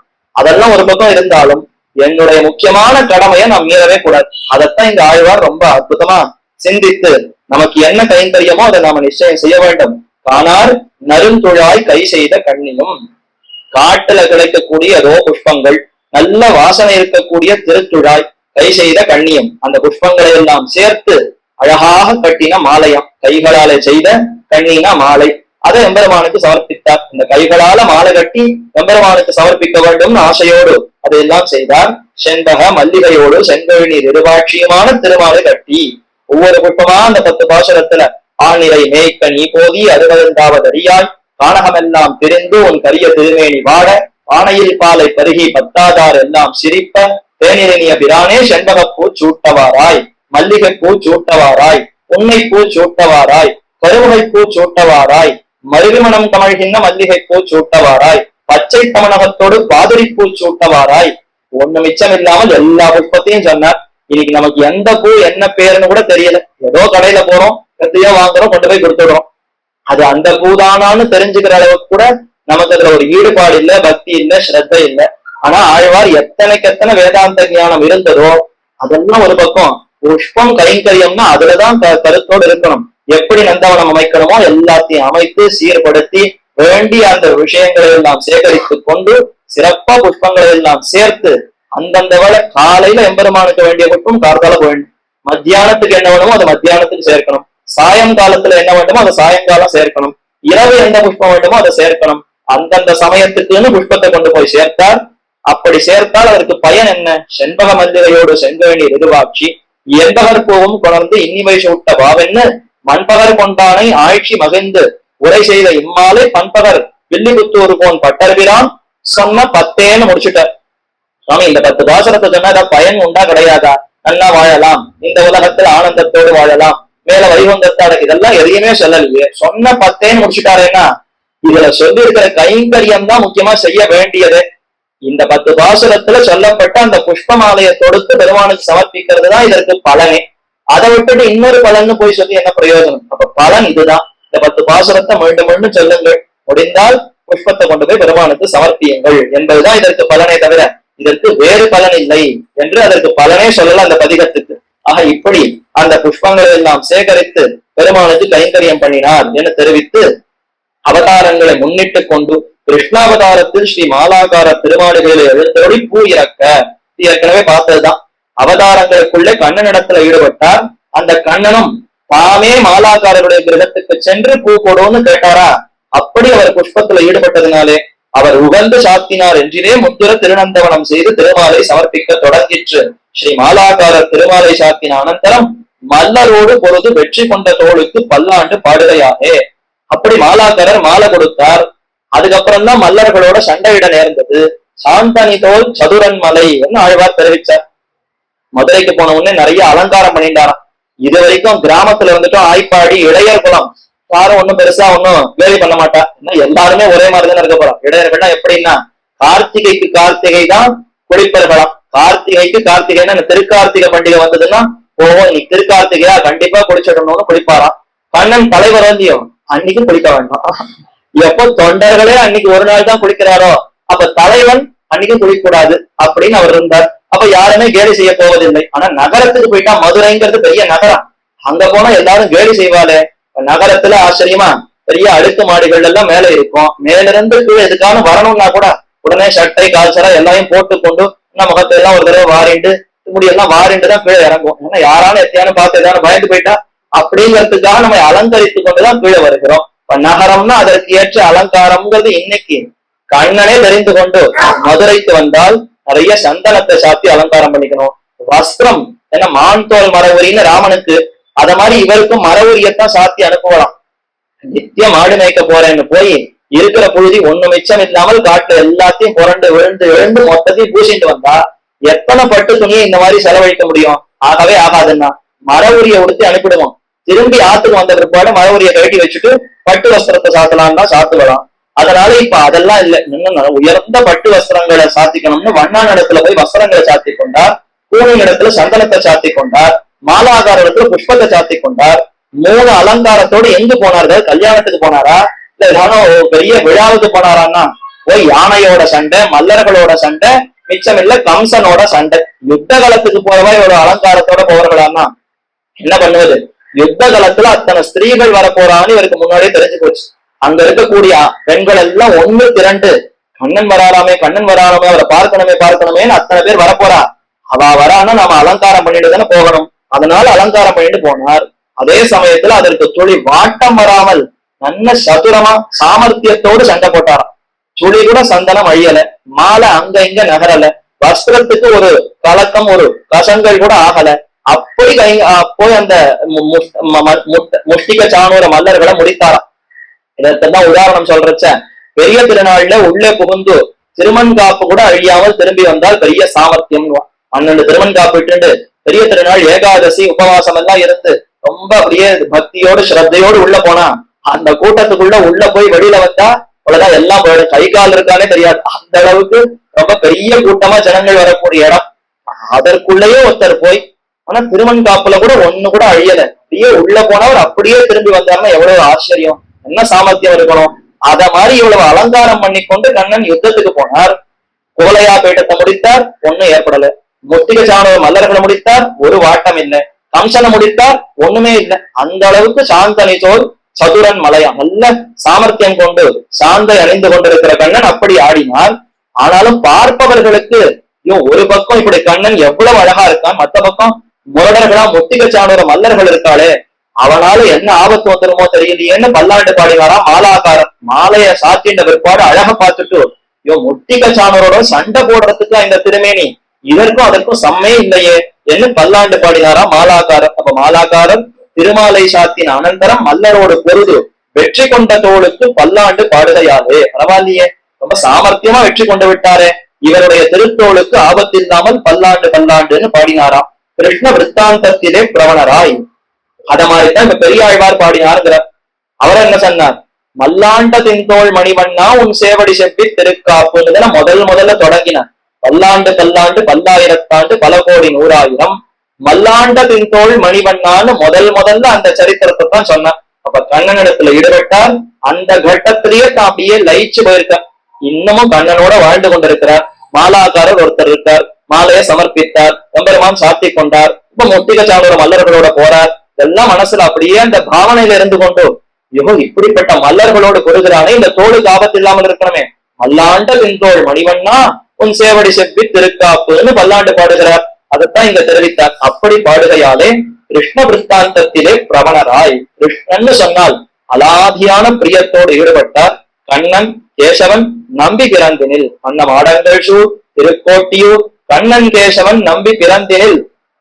தாம் இருக்கக்கூடிய ஸ்ரீவில்லிபுத்தூரே கண்ணன் கேசவன் பிறந்த இல்லாக நினைத்தார். அல்லது திருக்கோஷ்டியூருங்கிற திவ்ய தேசத்தை நினைத்தார். ஆழ்வார் எங்கு போனாலும் அது தமிழ் இருப்பிடமாகவே கொண்டு விடுவார்னு வச்சுப்போம். திருக்கோஷ்டியூர் திவ்ய தேசத்தையே தன்னுடைய வாசஸ்தானமாக கொண்டு அங்க இருக்கக்கூடிய உலகம் எல்லனையான் அந்த எம்பெருமானே இப்ப கண்ணனா. கண்ணன் கேசவன் நம்பி பிறந்த இனிய இல்.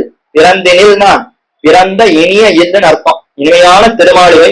அந்த திருமாளிகைன்னா எங்கேயோ காராகிரகம் சிறையில பிறந்தார். இருந்தாலும் கண்ணனுடைய இருப்பிடம்னா திருமாளிகைன்னு கௌரவத்தோட சொல்லணும். அதனால அப்படிப்பட்ட இடம் திருக்கோட்டியூர்னு அங்க தொடங்கினார்.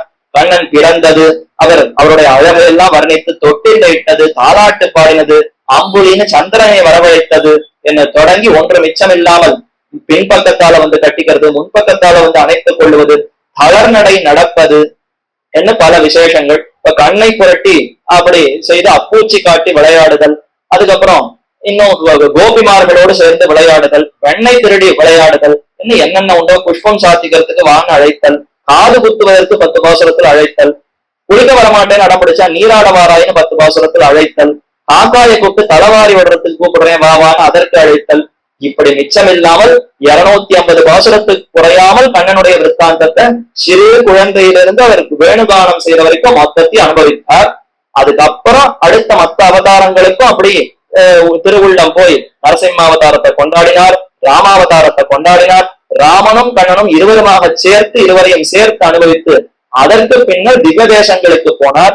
திருவரங்கம், அதே மாதிரி திருக்கோஷ்டியூர், என்ன திருமாலிரம் சோலை மலை, திருவேங்கட மலை, என்ன இந்த மாதிரியான திவ்யதேசங்களை எல்லாம் அனுபவித்து இறுதியாக அந்த உயர்ந்த அந்த பதிகம் சென்னியோங்கு தன் திருவேங்கடமுடையாய் உலகு தன்னை வாழ நின்ன நம்பி தாமோதரா சதியா என்னையும் என் உடமையும் உன் சக்கரப்பரை ஒட்டிக்கொண்டு நின்னருடைய புரிந்திருந்தேன் இனியன் திருக்குறிப்பேன். அந்த கடைசி பதிகத்தோடு பெரியாழ்வார் திருமொழியை பூர்த்தி பண்ணினார். அப்ப கண்ணன் பிறந்தனில் என்று கிருஷ்ணன் அவதரிப்பது முதலான பெண்ணிசேர் பிள்ளை நல் விளையாட்டம் என்கிற அதிமானுஷ சேட்டிதமான கிருஷ்ண விற்த்தாந்தத்தை மனுஷ தன்மைக்கு மீறி கண்ணன் செய்த அந்த அத்தனை செயல்களையும் குலசேகர ஆழ்வார் தேவகி புலம்பிய புலம்பல்னு பாடுகிறார். அதுல தேவகி கிடைக்கலையே, யசோதைக்கு கிடைத்த இந்த அனுபவம் தேவகிக்கும் கிடைக்க வேண்டாமான்னு பாரித்தார். அவர் பாரித்து தேவகி கிடைக்கலையே வருத்தப்பட்டார். இவர் அந்த வருத்தமே படல. நானே தேவகி, நானே யசோதை, அந்தந்த பாவத்தை தானே எடுத்துக்கொண்டு எல்லா அனுபவத்தையும் பெரியாழ்வார் பெற்றார். கிருஷ்ண விற்த்தாந்தத்தை இவரும் கோபஜன்மத்தை ஆஸ்தானம் பண்ணி தான் பெரிய அந்தன குல திலகர், வேயர் குலம் அதுல தலைவர், அதெல்லாம் மறந்துட்டார். நானும் ஒரு இடையன்னா, நானும் யசோதைக்கு உறவுக்காரன் தான், அந்த கோபருக்கு உறவுக்காரன் தான் அப்படி இருந்து கண்ணனோடு சேர்ந்து அனுபவித்தாராம். அவனுடைய சௌசீல்ய சௌலபியாதி குணங்களிலே ஆழக்கால் பட்டு. சௌசீல்யம் அப்படின்னா சீலகுணம். சீலகுணம்னா தன்னை விட தாழ்ந்தவர்களுக்கு தான் கீழே நின்று பரிமாறுதல். பார்த்த சாரதிதான் இப்ப சௌசீல்யத்துக்கு அடையாளம். அர்ஜுனன்றவன் எவ்வளவு தாழ்ந்த ஒரு சாதாரண ஜீவாத்மா, தன் சொல் பேச்ச கூட கேட்க மாட்டேன் என்கிறான். ஆனா அவனுக்கு கீழே இருந்து கொண்டு அவன் கால தன் தோல்ல வைத்துக் கொண்டு சாரதியா இருந்து வண்டி ஓட்டுறேன் அப்படின்னு இருக்கிறார்னா, அப்ப தன்னை விட தாழ்ந்தவர்களுக்கு தான் தாழ நின்று பரிமாறுதல் சௌசீல்யம். சௌலபியம்னா திட்டுவதற்கு ரொம்ப எளிமையா அருகே இருக்கிறான். ஒரு திரௌபதி கூப்பிட்டா உடனே ஓடி வருகிறான்.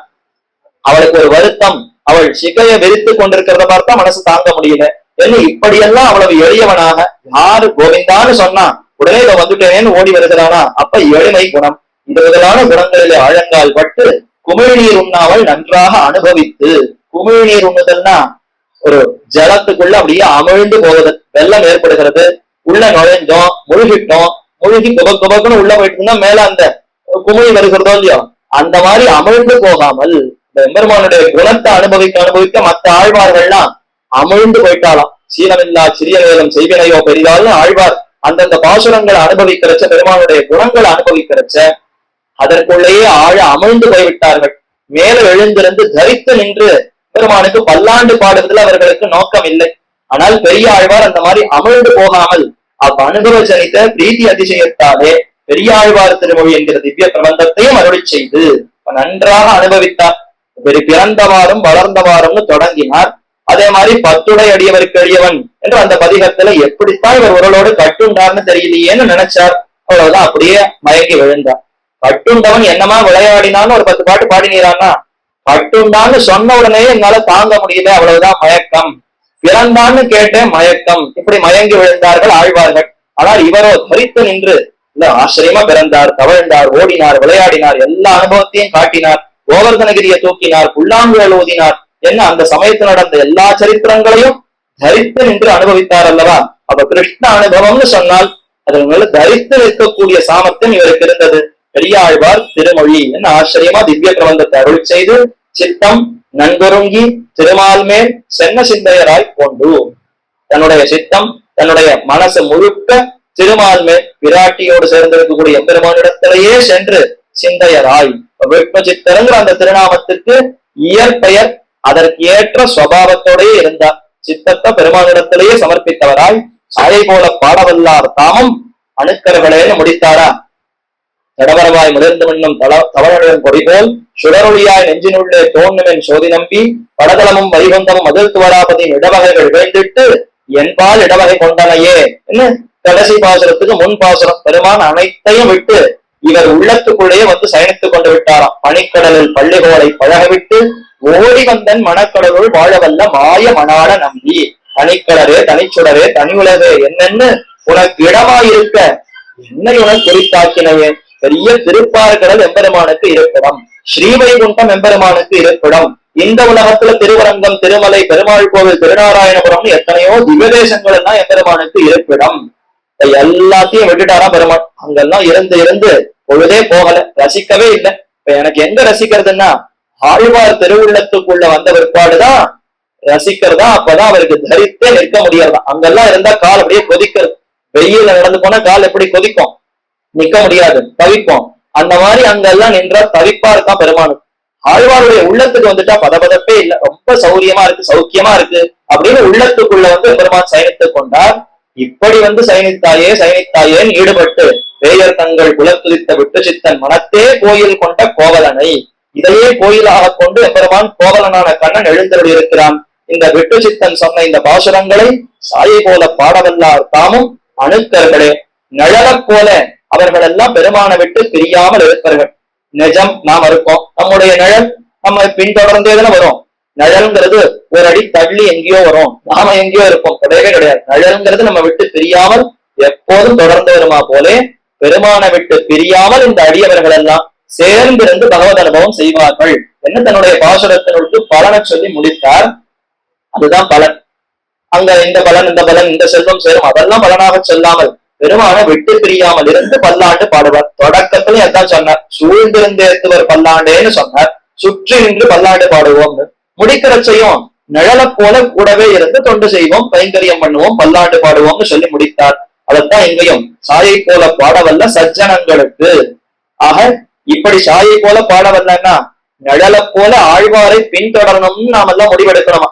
ஆழ்வார் என்ன சொன்னார், இந்த பாசுரங்களை பாடுபவர்கள் பெருமானுக்கு நிழலை போல பிரியாமல் இருந்து கைங்கரியம் பண்ணுவார்கள். பெருமானுக்கு நிழலா ஆழ்வார் இருக்கட்டும், எத்தனையோ பெரியவர்கள் இருக்கிறார்கள். ஆழ்வாருக்கு நிழலாக ஒன்னும் நாம இருக்கணும். அந்த பெரிய ஆழ்வார் இப்படி அனுபவத்தை நமக்கு கொடுக்கலன்னா கண்ணன் யாரு நமக்கு தெரிஞ்சிருக்குமா, ராமனுடைய பெருமை நமக்கு தெரிஞ்சிருக்குமா, ஒண்ணுமே தெரிஞ்சிருக்காது. திருவரங்கம் முதலான திவ்யதேசங்களுக்கெல்லாம் என்ன பெருமைங்கிறதே ஆழ்வார்களுடைய வாக்கியாலதான் நமக்கு தெரிய வந்தது. அப்போ நாம பெருமானுக்கு நிழல் இல்லை, அந்த நிழல் அவர்கள் இருக்கட்டும். நாம ஆழ்வார்களுக்கு நிழல், பாகவதர்களுக்கு நிழல், ஆச்சாரியனுக்கு நிழல் என்ன கொண்டு பெரியாழ்வாருக்கு நிழல் போல இருப்பவர்கள் சஜ்ஜனங்கள். நல்லோர்கள் உபகரித்தருடைய யோகத்தை வாழ்வித்தருளினார். அப்படிப்பட்ட சஜ்ஜனங்கள் நல்லவர்களுக்காக இந்த திவ்ய பிரபந்தத்தை கொடுத்தும் உலகத்தையே வாழ்வித்தருளினார் பெரியாழ்வார் என்று கொண்டாடப்படுகிறார். அப்படிப்பட்ட பெரியாழ்வார் கோதிலமாம் ஆழ்வார்கள் கூறுகளுக்கெல்லாம் ஆதி திருப்பல்லாண்டாக உயர்ந்து திருப்பல்லாண்ட கொடுத்தார். அவருக்கு சமம் உண்டோ? உண்டோ திருப்பல்லாண்டு கொப்பதோர் கொலைதான், உண்டோ பெரியாழ்வார் கொப்பொருவர் தந்தமிழ் நூல் செய்தருளும் ஆழ்வார்கள் தம்மில் அவரிசை கலையில் பைதல் நெஞ்சே நீ உணர்ந்து பார் என்று மணவாள மாமுனிகள் 5 பாசுரத்துல பெரியாழ்வார் அவருடைய திருப்பல்லாண்டுக்கு பெருமையை சொல்லி மனசே நன்னா உணர்ந்து பார்.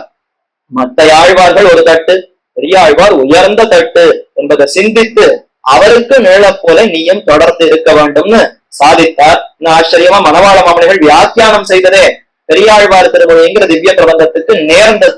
மத்த திவ்ய பிரபந்தங்களுக்கு எல்லாம் பெரியவாச்சான் பிள்ளையுடைய வியாக்கியானம் கிட்டியது. ஆனால் என்னமோ துரதிருஷ்டவசமாக பெரியாழ்வார் திருமொழிக்கு உண்டான பெரியவாச்சான் பிள்ளை அவருடைய வியாக்கியானம் கிட்ட பெறவில்லை. அப்பொழுதே கரையான் அரித்து விட்டது. மேற்கொண்டு ஓலச்சுவடிகள் இல்லாமல் போனதினாலே அந்த பாசுரங்களுக்கு வியாக்கியானம் இல்லாமல் ஒரு குறையாக இருந்தது. சிஷ்யர்கள் எல்லாம் பிரார்த்திக்க சரி என்று மணவாள மாமுனிகள் பெரியாழ்வார் திருமொழிக்கு வியாக்கியானம் அருளினார்.